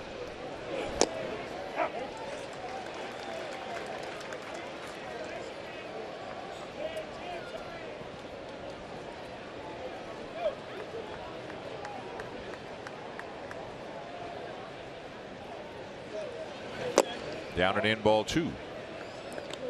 2-1 on Bradley, who struck out his first time up.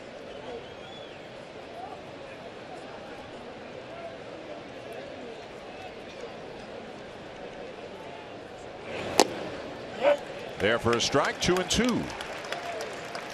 And, you know, with Bradley now up over 90 pitches, obviously he doesn't have a lot longer. And leading off this inning, this might be an area where you might expect to see a pinch hitter, but the Diamondbacks carrying 9 pitchers down in that bullpen right now. Just 4 guys on the bench, including your backup catcher and Ghostwich, although Herman is both a catcher and an outfielder. But maybe Chip Hale thinking, I got to save some of these bullets for what he hopes is 2 more at bats in this game. So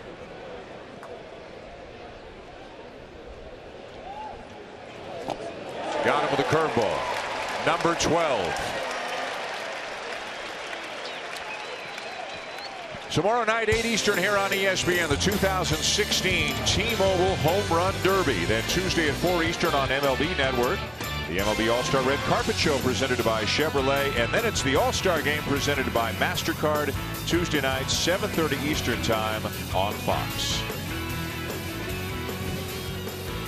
The batter, Nick Ahmed.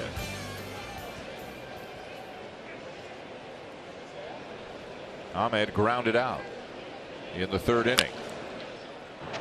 Grounding out's like a moral victory tonight for a Diamondbacks hitter, the way things have been going for Bumgarner. The last 7 outs for Bumgarner have been strikeouts. Mixed in there is the fly ball to right field that was dropped by Blanco for an error. That's the only ball that's been hit to the outfield all night off Bumgarner.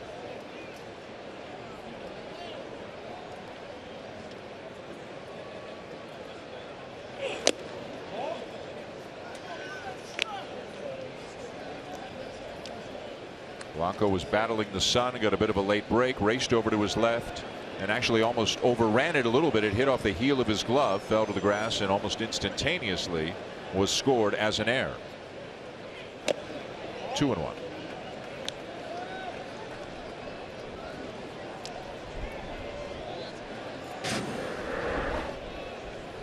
There's a lot of factors, Dan. You mentioned it was the sun. It was him playing quite a bit away from his normal position out in right field and then taking his eye off the ball at the last minute, hitting off the heel.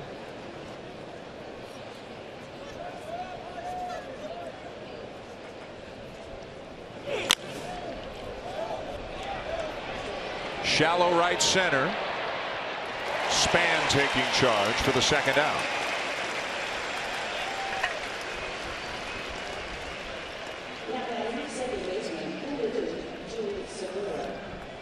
So 2 down in the inning, and back to the top of the order for Gene Segura, who has struck out in both at bats tonight.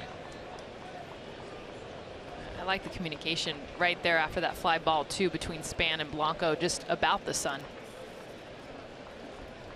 Blanco indicating I lost it there for a second, and Span letting him know that he's got it. And that's the kind of stuff, those little things the Giants do so well. Always talking.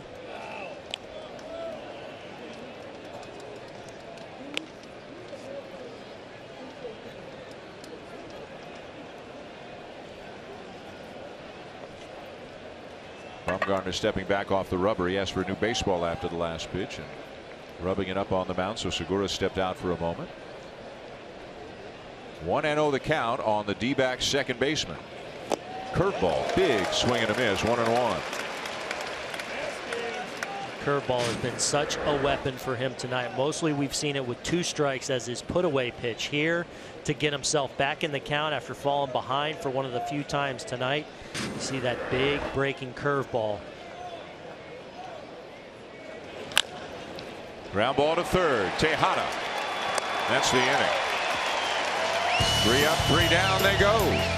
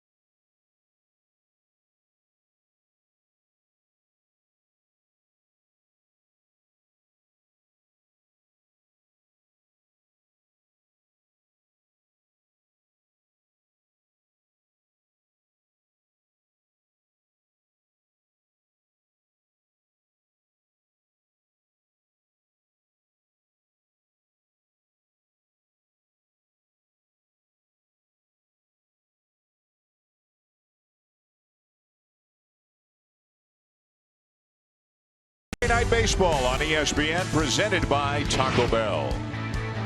Packed house as always here at AT&T Park. The Giants up 2-0 as they come up here in the bottom of the 6th inning. Blanco, Pena, and Bumgarner against Archie Bradley. Madison Bumgarner, the big story tonight for what he has done on the mound so far. The only base runner for the Diamondbacks coming on an error. Blanco has walked and doubled and committed the error. Right about now, Buster Posey might be the only guy allowed to talk to Madison Bumgarner. Although Denard Span is like, well, maybe I can too. Bumgarner doesn't strike me as the guy who cares, like that gets superstitious or. By the way, that was one of the first, if not the first, changeup that Archie Bradley has thrown tonight, and it was a very good one there to Blanco. A pitch that, again, I think needs to become more of a factor for him if he's going to become, you know, a true, reach his potential as a starting pitcher, a potential that a lot of people in the Diamondbacks organization, and I'm in agreement with, that this guy does have a very high ceiling and could be a part of a championship rotation. But I think the continued development of that changeup, especially against left-handed hitters, will go a long way in him reaching that potential. What do you think about what he's done tonight with 2 pitches? Yep. I mean, he's utilizing his curveball and his fastball, and even though he's gotten it a little bit more on that left side of the plate, for the most part, it's been all right side of the plate. So you're talking about one location of his fastball, a really good curveball, and still only the 2 runs. So he only has the ability to get better if he develops that changeup where he's throwing it in there, mixing it in more. Again, the 1-2. Curveball misses down and away. Now up over 100 pitches. That's his 102nd pitch of the night. So seem that this is, even if he has a clean inning here, this would almost certainly be the end of the line for Archie Bradley.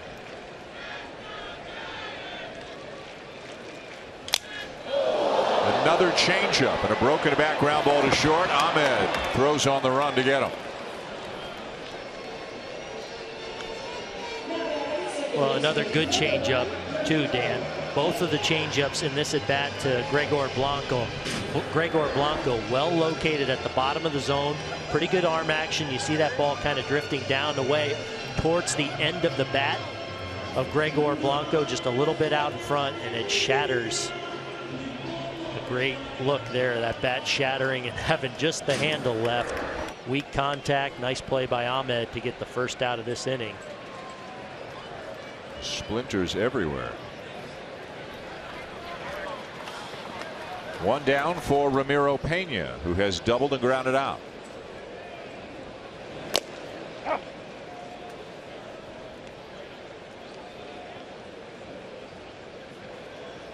So Pena filling in for Joe Panik, who is out with concussion-like symptoms. They're hoping to get him back shortly after the break. They're hoping to get Pence back from the hamstring injury. He's been out over a month. He could be back within a week or so of the All-Star break, although the Giants don't want to put a definite timetable on that situation. Matt Duffy's on the deal with an Achilles situation. He might be the first one back of the group, but they should get all three of those guys, all going well, back within a couple of weeks. And then you know there'll be players in the trade market, whether it's bolstering that bullpen, adding a right-handed bat. They will be active, and a lot is looking real rosy right now for the Giants. Matt Cain will be back before long as well, should rejoin the rotation.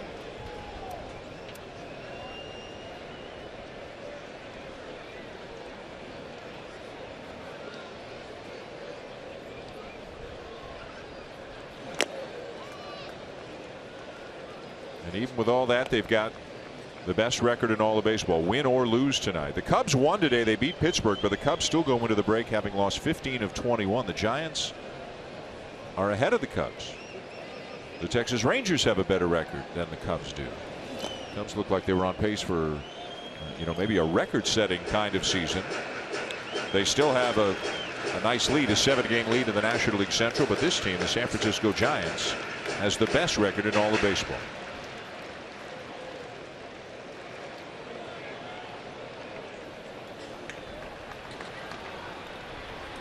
No Bumgarner because Bumgarner's on deck.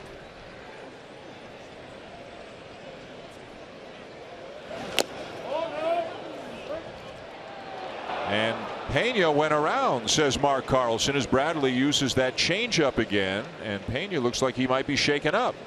I don't know if he caught a spike here or what, but two more changeups in this at bat to Pena after two against Blanco. So an almost non-existent pitch becomes apparent this inning, and I'm not sure what happened. It does look like he probably did offer at that pitch or go far enough, but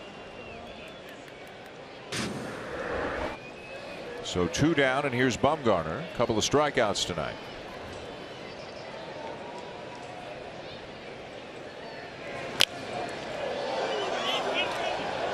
Pops it up right near the plate, and the catch made by Castillo to end the inning. So Bradley gets him in order. Bumgarner back to the dugout and then back to the mound when we come back to San Francisco.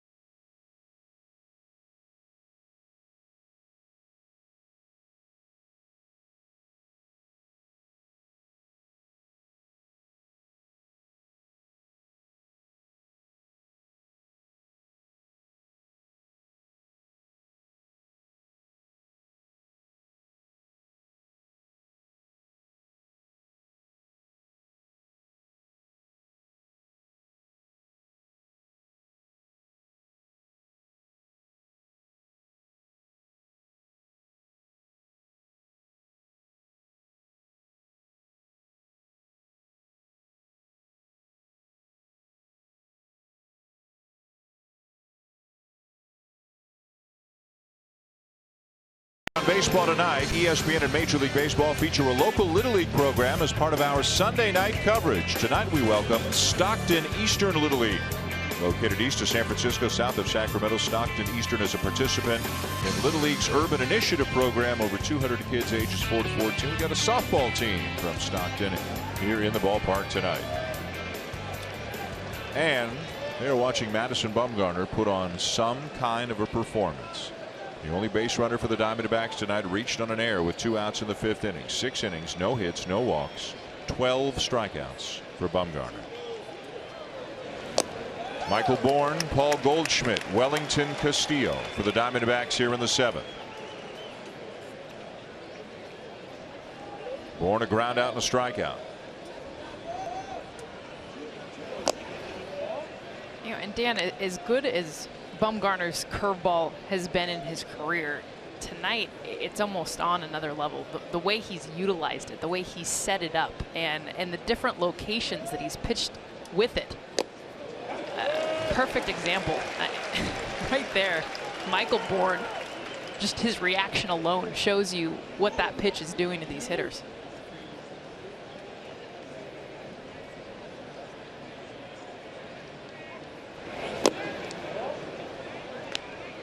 And he's thrown it less. He's thrown that curveball less this season than he has his entire career.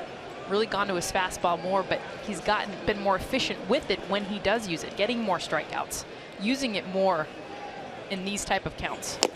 Uses it here for strikeout number 13.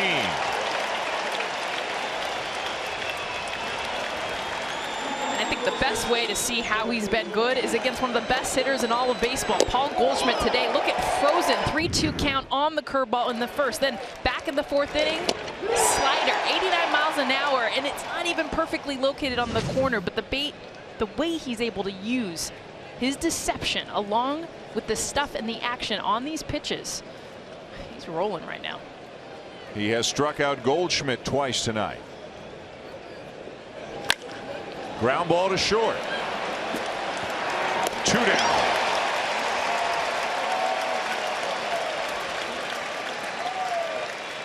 Remarkably, the San Francisco Giants have had a pitcher throw a no-hitter each of the last 4 seasons. No team has ever had a no-hitter in 5 consecutive years. I think that's the first ball hit off the barrel for the Diamondbacks tonight. That's how dominant he's been through 6 2/3 now. That ball hit sharply, but right on the ground and right at Crawford. Everybody looking in their media guides, press box. The writers start to think of their leads, think of this developing story if it continues here. Here's Wellington Castillo.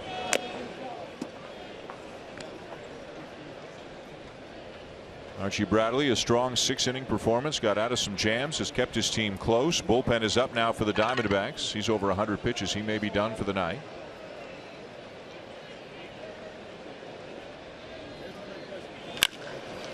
Ground ball to 3rd, juggled.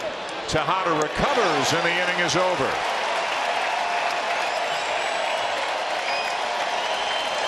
He keeps on rolling through this Arizona lineup.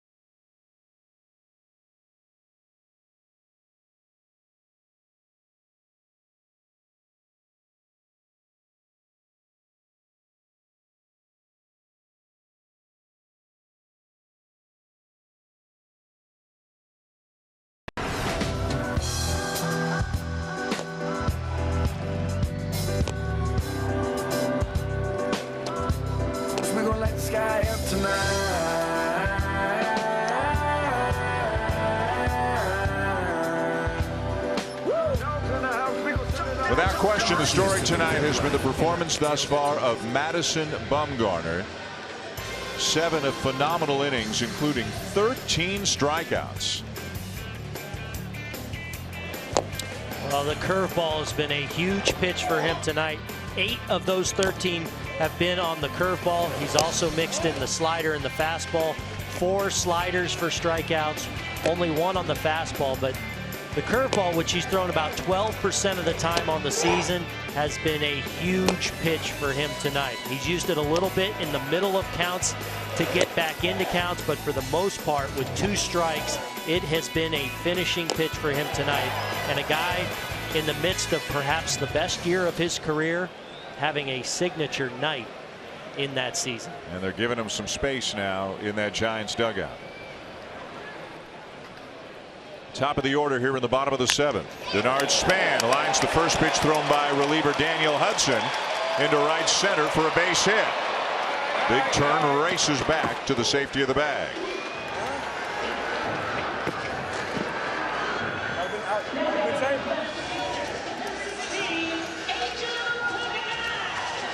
The only base runner for the Diamondbacks tonight reached on an error. Bumgarner's longest no-hit bid, 7 2/3 last year against San Diego.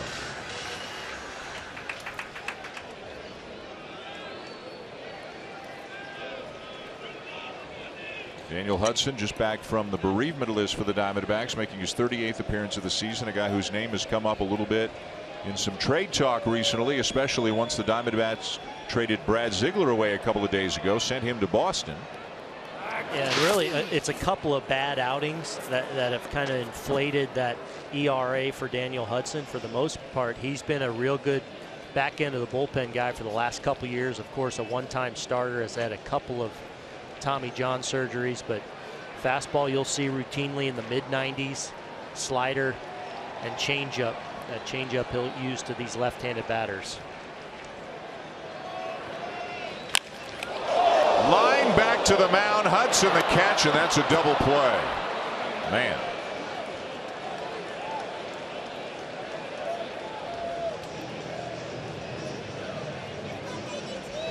Baseball's 2 biggest summer events back-to-back. The T-Mobile Home Run Derby on ESPN tomorrow night at 8 Eastern. And then don't miss baseball's biggest stars at the 87th All-Star Game presented by MasterCard Tuesday on Fox. Coverage begins at 7:30 Eastern Time.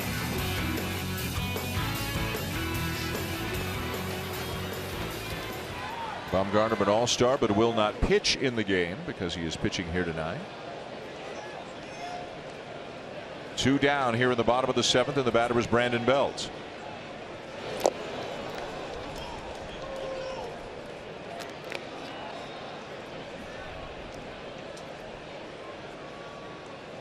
Belt also heading to the All-Star game, as mentioned earlier, won the ballot, the online balloting for the last spot of the National League team.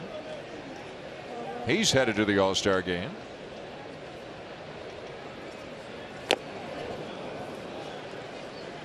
One and one the count on Belt. And he is headed to the All-Star game. The Diamondbacks representative.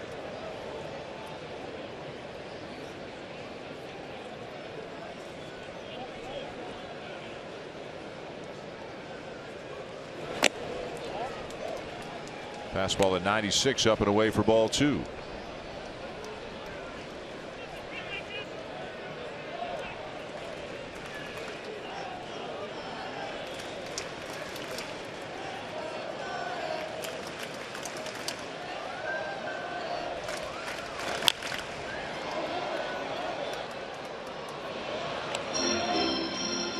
Remember too, Hudson's a guy, as you mentioned, Dan, Brad Ziegler getting traded to the Red Sox. Chip Hale has mentioned Hudson is part of kind of that piece that they're going to use to fulfill that closer role along with Tyler Clippard. Kind of adjusting it depending on situations, lineups. But Hudson definitely going to play a bigger role moving forward now that Ziegler is gone. Well, you think about how he'll match up.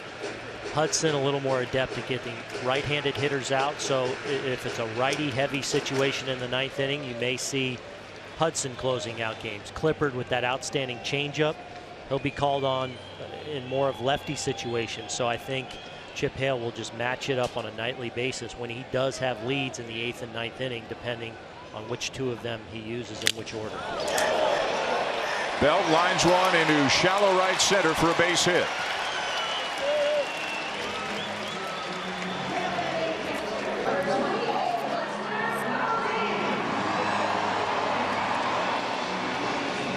Now Buster Posey 2 for 3 on the night.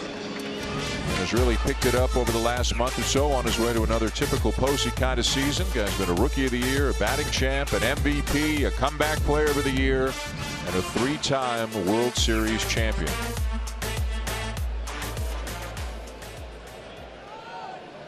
He has also caught 3 no-hitters in his career.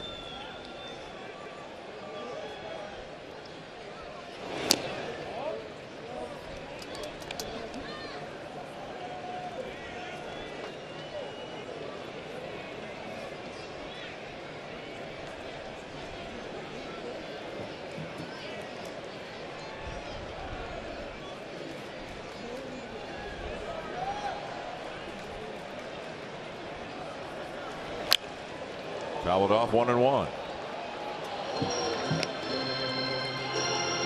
If things continue to go smoothly for Bumgarner, he may not have to face Goldschmidt again. Goldschmidt was the second out in the 7th inning. And you worry about pitch count. 94 pitches there. He's at a very manageable number, especially when you consider certainly the horse that he is and has been throughout his career. Pitch is not really a factor right now. Season high 116 for Bumgarner, career high 124. Can you imagine if this was still intact in the 9th inning and he was up at 120 something and Bochy? No. Not going to happen, right? This crowd. Good luck. They'd storm the field. Yeah. In fact, Bumgarner could walk out for the 9th if he's at, say, 110 or something, and just say, "You sit right over here, Mr. Bochy." Even if it's still intact, I'm not sure there's a number that would necessitate him coming out of the game. Posey finds a hole for the infield hit.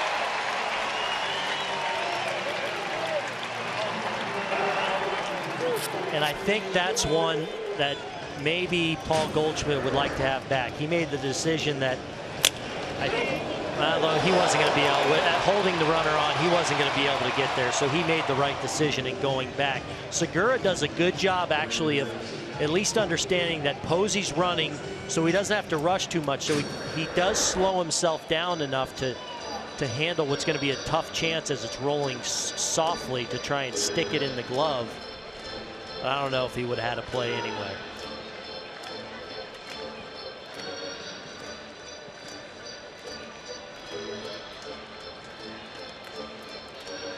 WWE superstar John Cena hosts the 24th annual ESPYs Wednesday at 8 Eastern on ABC from the Microsoft Theater in LA. The ESPYs also streaming live on Watch ESPN and the ESPN app.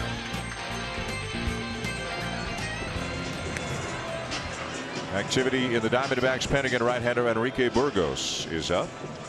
2-0 Giants. First and second, 2 down in the bottom of the 7th, and the batter was Brandon Crawford.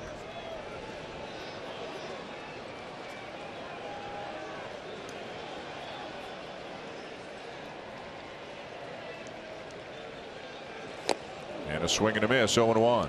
Jess Mendoza will be rocking the red carpet at the ESPYs.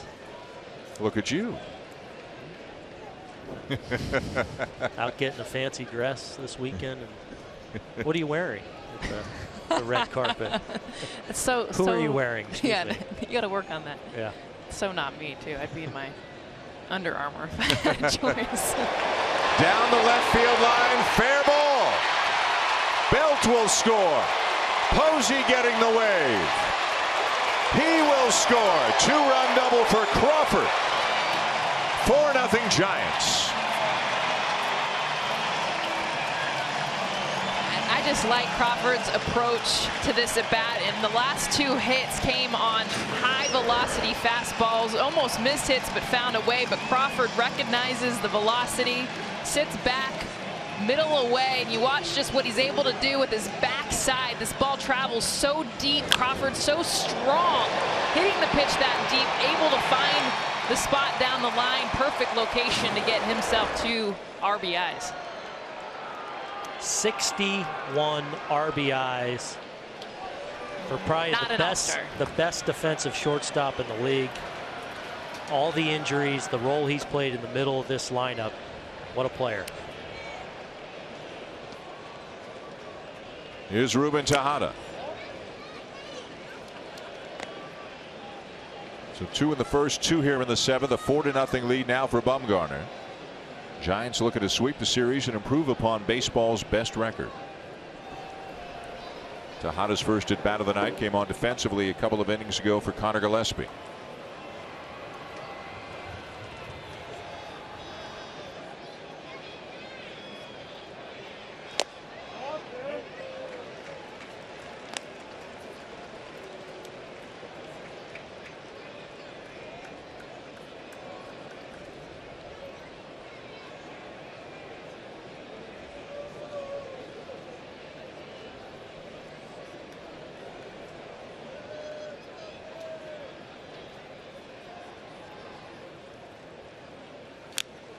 Big cut and a foul back, 2-1.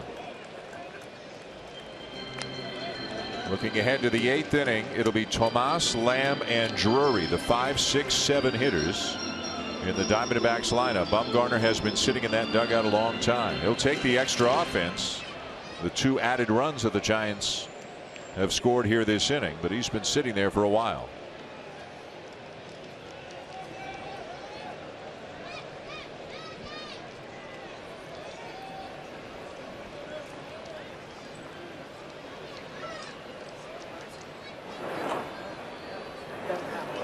Right there. Ground ball to short to end the inning. The Giants add a couple. 4-0 San Francisco as we go to the top of the gate.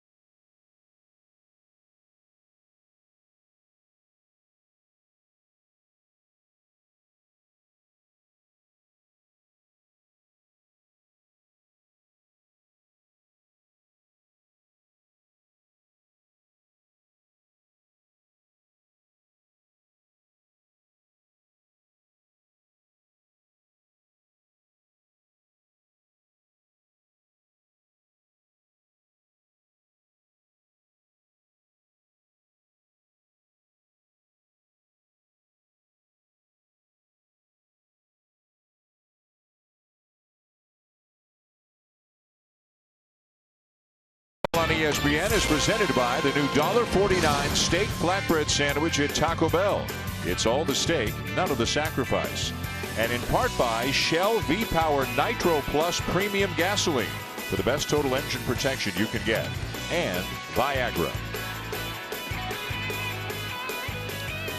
To the top of the 8th in San Francisco. Sunday Night Baseball on ESPN, and the story is Madison Bumgarner.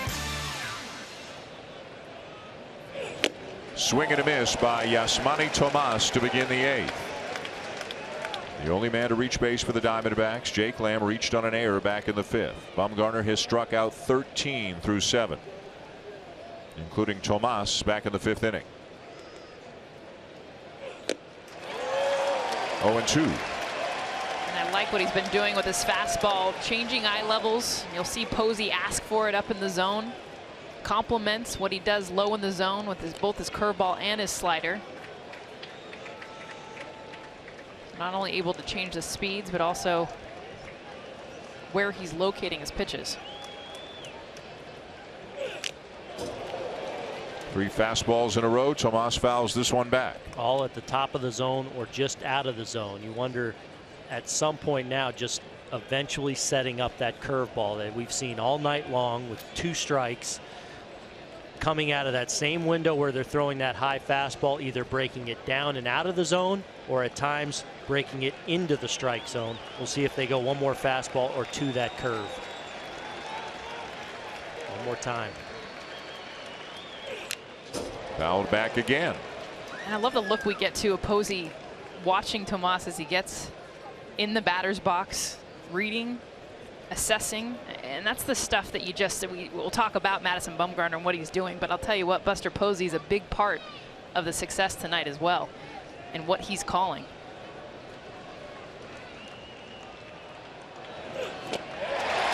That is the 9th strikeout with the curveball tonight for Bumgarner. Well, let's take a look at some of the pitches out of the strike zone. We talk about command all the time, and a lot of times, yes, that's in the strike zone, but it can be out of the strike zone as well. And Madison Bumgarner tonight has done such a good job with the curveball, yes, but also with the slider and the fastball at times of starting these pitches in the strike zone and then moving them and breaking them. That one down and almost out of the strike zone. A brilliant performance by one of the greats in the game today. At 100 pitches right now, he just matched his career high with 14 strikeouts. He struck out Jake Lamb in the 2nd. Lamb is the guy who reached on the air in the 5th.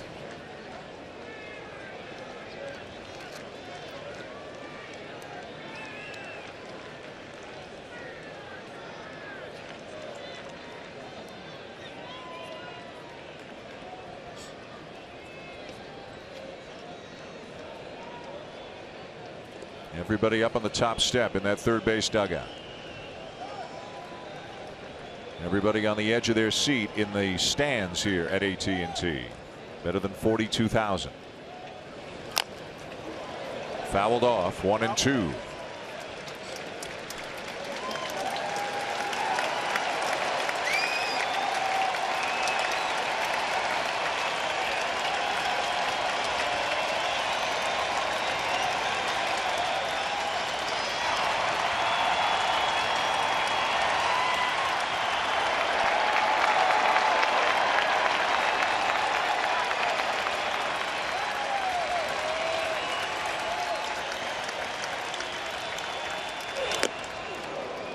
Bumgarner put it where Posey wanted it, but Lamb wouldn't chase.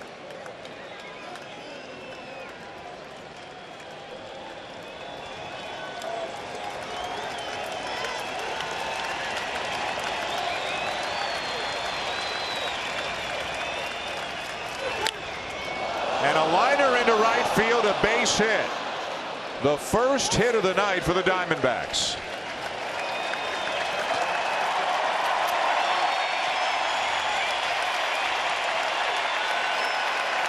Well, he went with a slider. I think he wanted to break it off the plate, as we've seen him all night with 2 strikes. Being so good at starting the ball on the plate and breaking it off. This one stays on the plate away. Lamb stays on it long enough, and a clean, sharp single to right field by the Diamondbacks' 3rd baseman. And Matt Bum knows how locked in he's been all night long. Frustrated that he lost a chance at a special night here tonight. Brandon Drury takes a strike. And as soon as the no-hit bid ended, the bullpen got up. Sergio Romo now loosening up in the pen.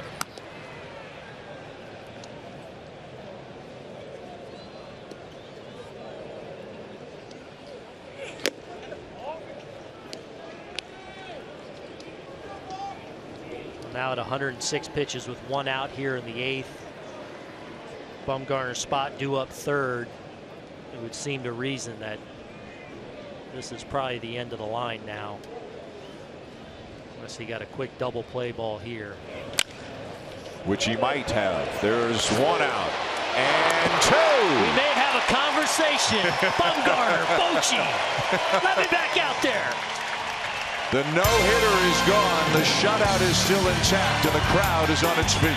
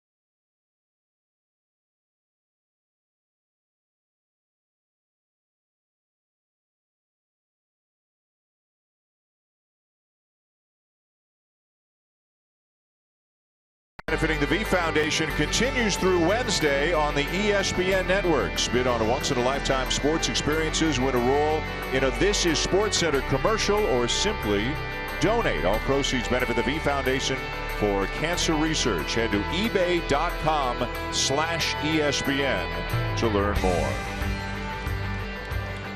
Changes for the Diamondbacks. Ricky Weeks is into the game now in left field, and the new pitcher for the Diamondbacks is right-hander Tyler Clippard. Double switch, so put the pitcher into the 7 spot and Weeks into the 8 spot.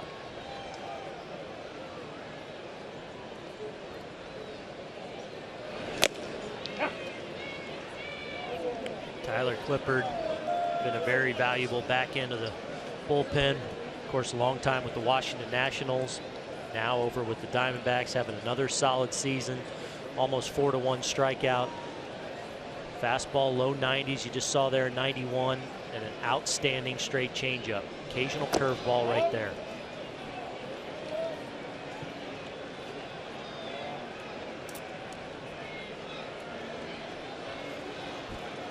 Well, it was a pretty short conversation between Bumgarner and Boch. I think Boch just kind of tapped him on the shoulder. You're all right. And looks like Bumgarner's got his hitting gear on. He's going to hit and probably stay in this game.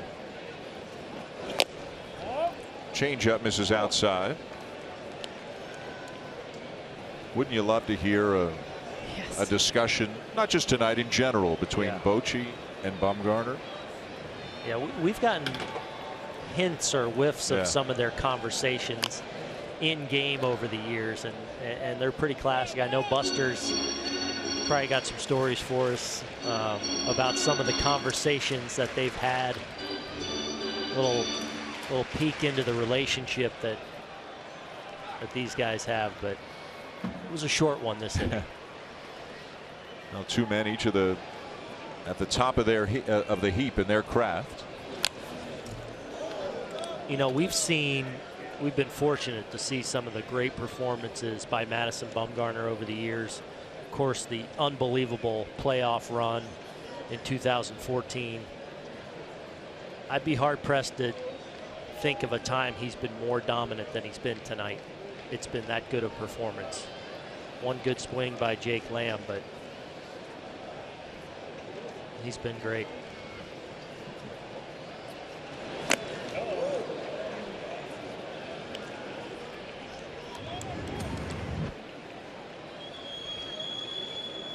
Bochy and Bumgarner talking between innings about whether or not he gets to go back out there for the ninth, and the answer is yes.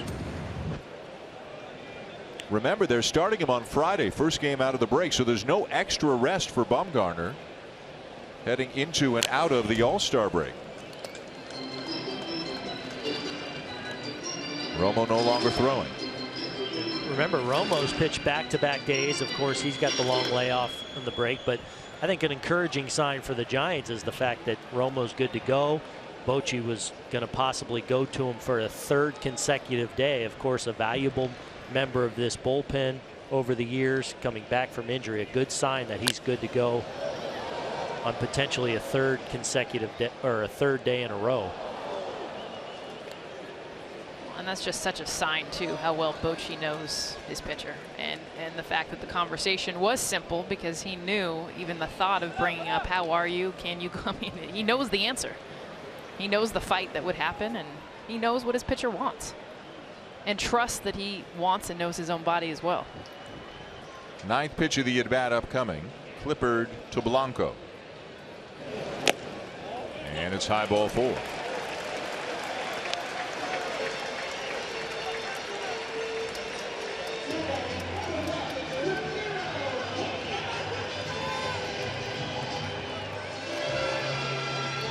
Bumgarner will head out into the on-deck circle.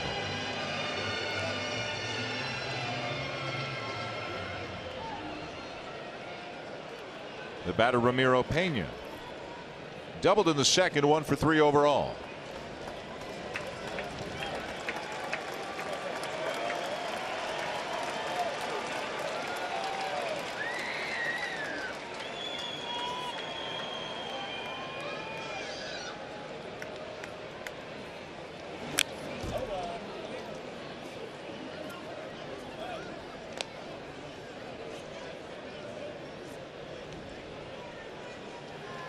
Bumgarner out in the on-deck circle. He is 0 for 3 tonight. The story's been what he's done on the mound. Just allowed his first hit with 1 out in the 8th inning on a Jake Lamb single into right field. Has not walked a batter and has matched a career high with 14 strikeouts.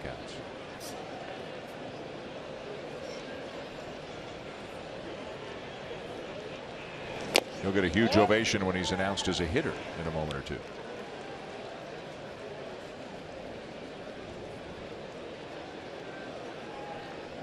So if you're a Giants fan, if you live here, if you come to some games, you've seen 3 World Series championships in the last 6 years. You've seen a no-hitter each of the last 4 seasons. Heading into this one, you've seen Cy Young performances, an MVP, and you get to do it all at what many consider to be the most beautiful ballpark in baseball. That's how you do it right here on the Bay Area, watching views of the Bay, backdrop. These are what's known as the good times. Yes, and think about the players that they have their connections with, homegrown stars that have come from this organization. Obviously, you know, Posey and Bumgarner, Crawford, Panic, you know, all these guys have come through the system, so this fan base has seen them come and develop into star players in the big leagues.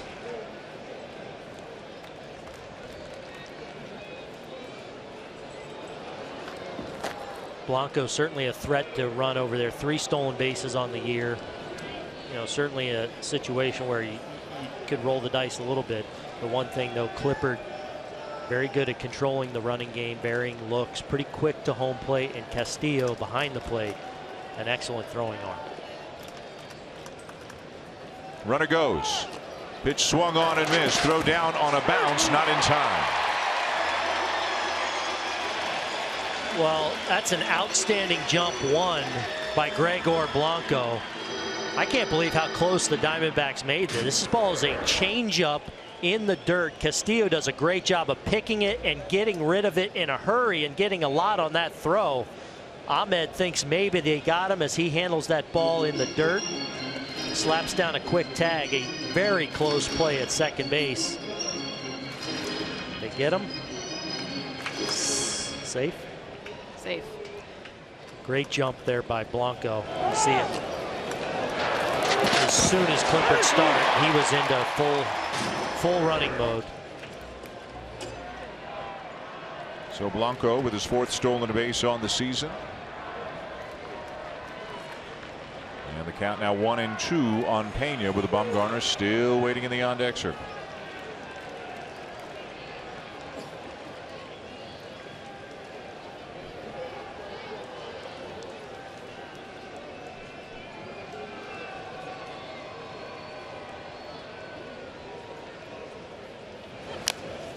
Another change up, and it's fouled back. And Bumgarner will go over and get that baseball himself behind home plate.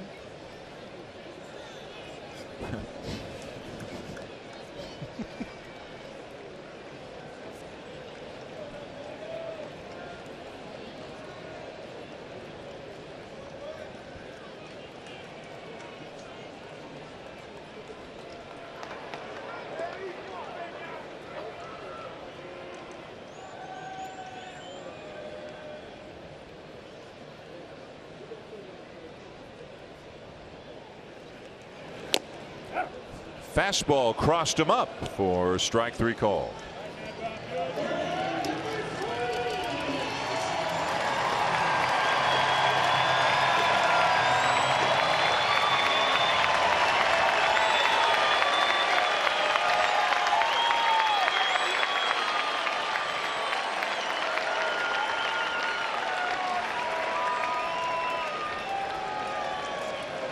There's the line for Bumgarner. 1 hit.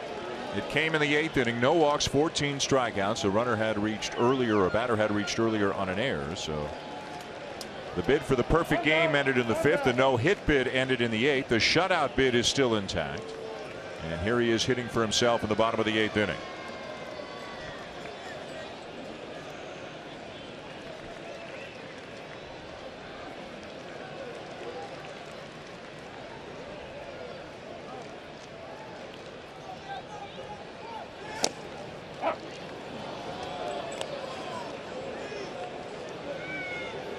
Jake Lamb was the guy who hit the ball that was dropped by Blanco for an error, and Jake Lamb was also the guy who came up with a base hit in the 8th inning.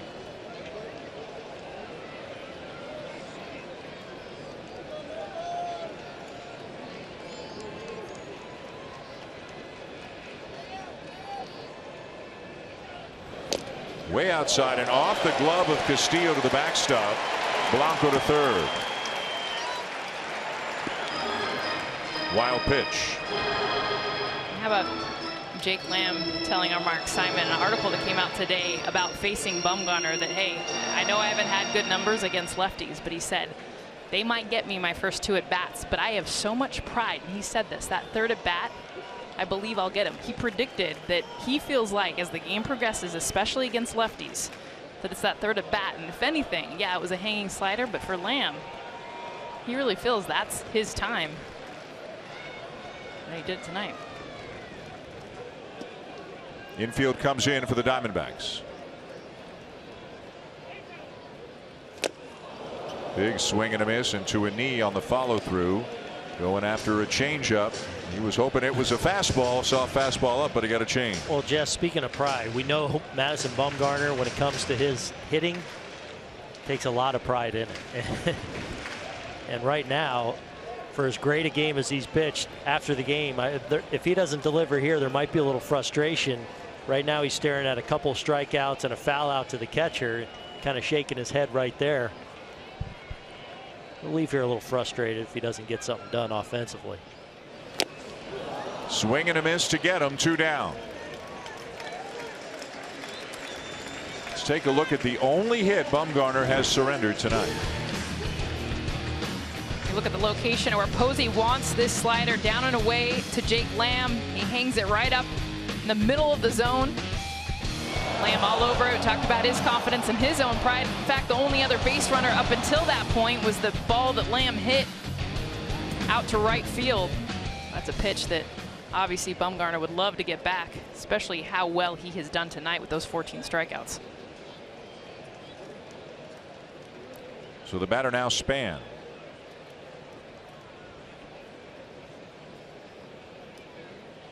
Two for 4 tonight as he takes the curveball in the dirt for ball 1.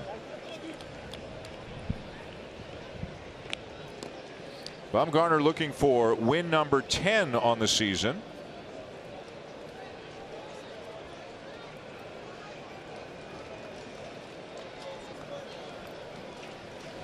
He's now gone 6 or more innings in 16 consecutive starts, and he's lowered his ERA. It was 2.09 at the beginning of the game. Got to be below 2 now.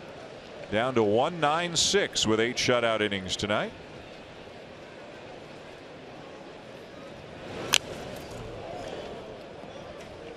The actuary. No, I had some help. Oh, you did? I had some help.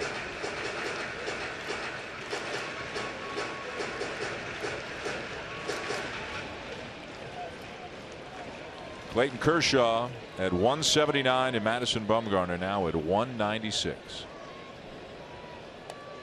Kershaw, by the way, threw today, so it sounds like he's 25 pitches. Right, starting the road back, right? Dodgers won again, though. They have played pretty well in his absence. They're now 11 games over 500 and in the first wild card spot in the National League.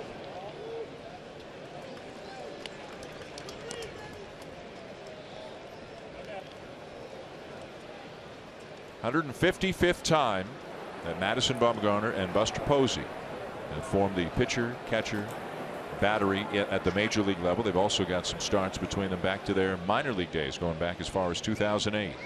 And what a winning combination it has been for the Giants over the years.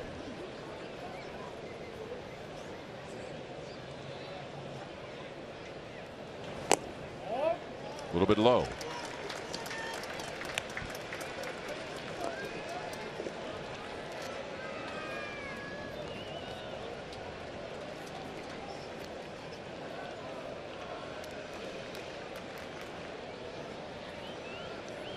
For the Diamondbacks, meanwhile, if they lose, it'll be 12 out of 14 heading into the break. They're 13 games under 500 now. Has not worked out anywhere near they hoped it would heading into the season. Out of play and a full count. Follow live baseball with the MLB.com at Bat app. Stay up to the moment at any moment with game day, live game video highlights, StatCast, news, and more. Download MLB.com at Bat, the #1 app for live baseball on your phone and tablet.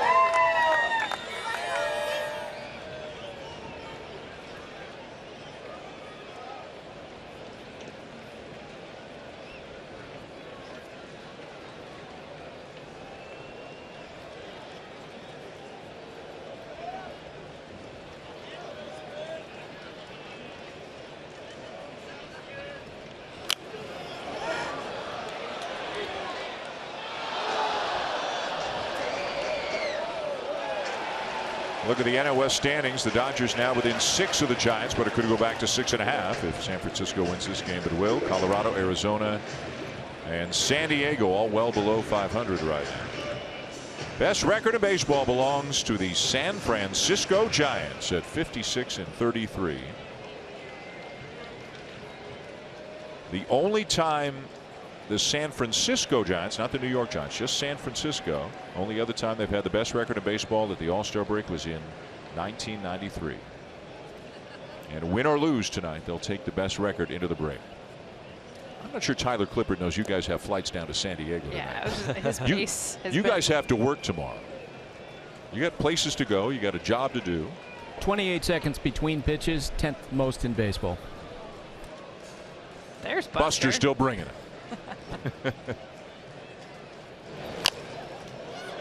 28 seconds between pitches. Who's the worst offender, Buster? Who's #1? The worst offender would be Junichi Tsuzawa of the Red Sox, 30.3 seconds between pitches. Wow. can't imagine 2.3 more seconds between pitches.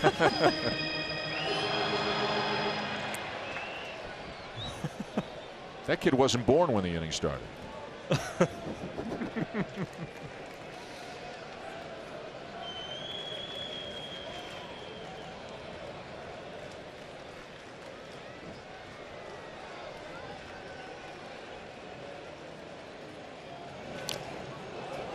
Span got a piece of it.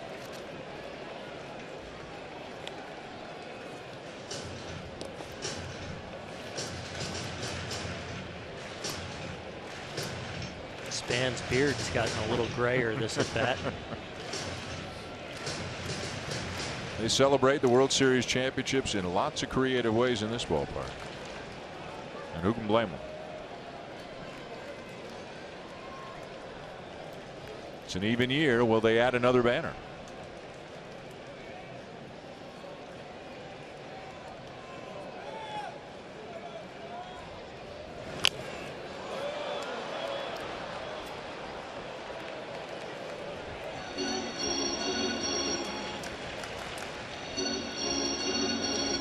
Castillo out there. All right, what else you got? We've thrown fastball, changeup. He's kind of spoiling everything. I mean, we have seen the curveball from Tyler Clippard. It's his third pitch, certainly. Do they go to it here in a 3-2 count? Kind of mix it up?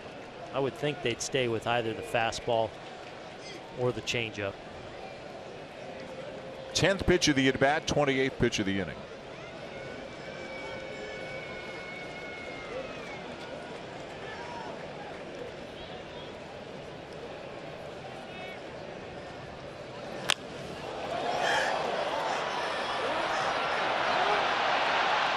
In center field, Bourne will make the catch, and the inning is over. To the 9th in San Francisco. Bumgarner headed back to the mound.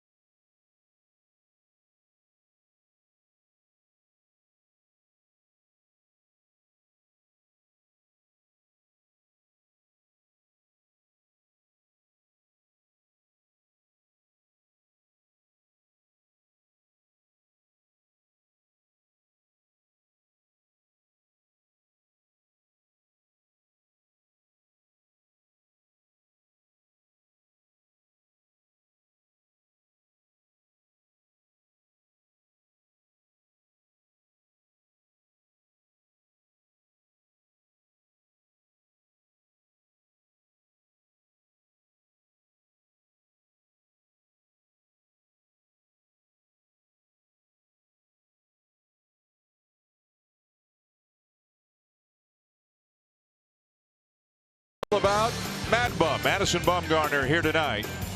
Took a no-hitter into the 8th inning before it was spoiled by Jake Lamb on a solid single to right field. Bumgarner, though, still bidding for a shutout and for his 10th win of the season. The final game before the All-Star break. It is 4-0 Giants going to the 9th.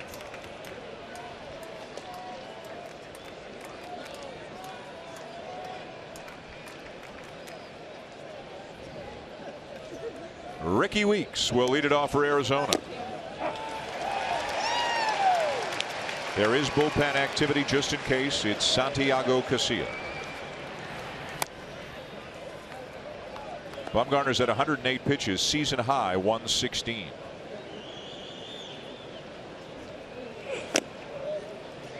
Ricky Weeks, who's done a real nice job in a reserve role for the Diamondbacks this year. He's handled lefties, 286 against lefties with 3 of those 5 home runs, and a little bit of success in his career against Bumgarner, 7 for 22, a 318 clip. So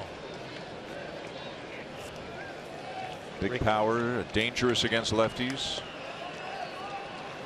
Bochy keeping tabs on things, trying to decide how long he will let Bumgarner go.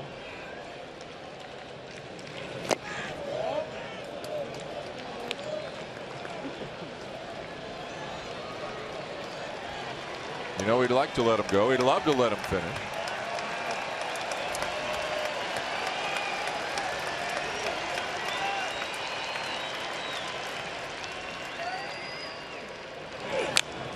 Fouled back in a full count. And you almost think, though, if he were to lose Weeks here, that's it. I think he goes and gets Casilla, as much as he'd love to leave him there. Especially with that long break in between the top or the bottom of the inning and the top.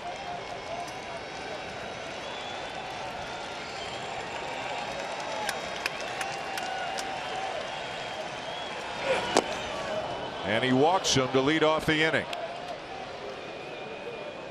What will Bochy do? Now batting, number 13. Looks like he'll give him one more batter.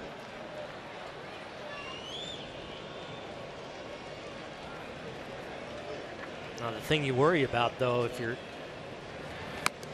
Boch, obviously your ace on the hill, you got your closer going, but another base runner gets on for the Diamondbacks, and Paul Goldschmidt's coming to the plate at some point this inning, potentially.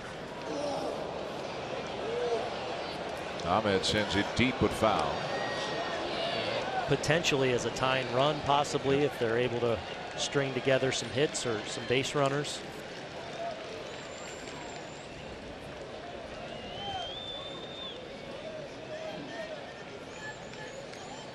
Bumgarner has had 3 career one-hitters.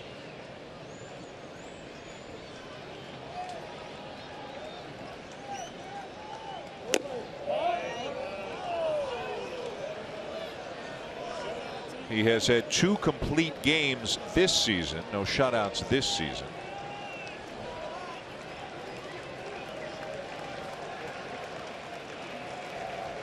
He has 5 career major league shutouts as Ahmed pops it up.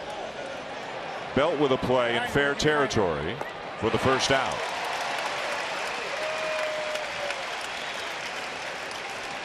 Don't forget Home Run Derby tomorrow night, 8 o'clock Eastern time, right here on ESPN from Petco Park in San Diego. 1 down to the 9th inning. Bumgarner will stay. The next pitch he throws will be the first time he's thrown number 117 in any start this season. And Bochy just looked out at Buster Posey as he was going down the line and walking back to his position, threw both arms up to Buster saying, what do you think? Does he still have something left? And Posey gave him the go-ahead. Gets the ground ball for 1 and the ball game.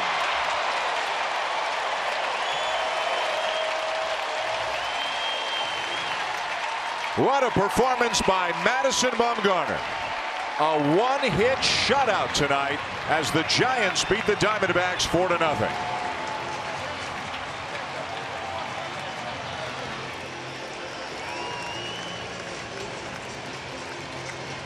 About as good a performance as you will see. 1 batter reaching on an error, 1 hit then in the 8th inning, 1 walk to lead off the 9th, and 14 strikeouts on the night.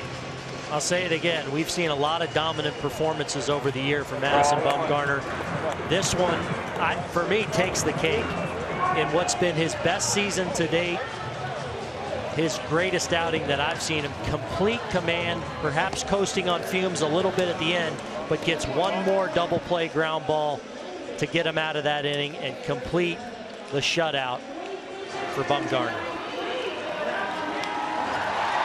And 9 of his 14 strikeouts came via the curveball. And when you think about the 3 pitches he used tonight, the curveball is what stands out the most to me. How he was able to set up the pitch, command it, and utilize the depth and that late break on the pitch. Throwing it in the strike zone, out of the strike zone, the deception coming across the strike zone, getting the swings and misses, getting even the jelly legs on so many hitters, but those 9 Ks coming on a pitch that I feel like has been his best pitch this entire season, having a career year, and this is why. That curveball, the most dominant pitch that he has used in tonight's success. A 1-hit shutout for Bumgarner. He strikes out 14 on the night. Took a no-hitter into the 8th inning.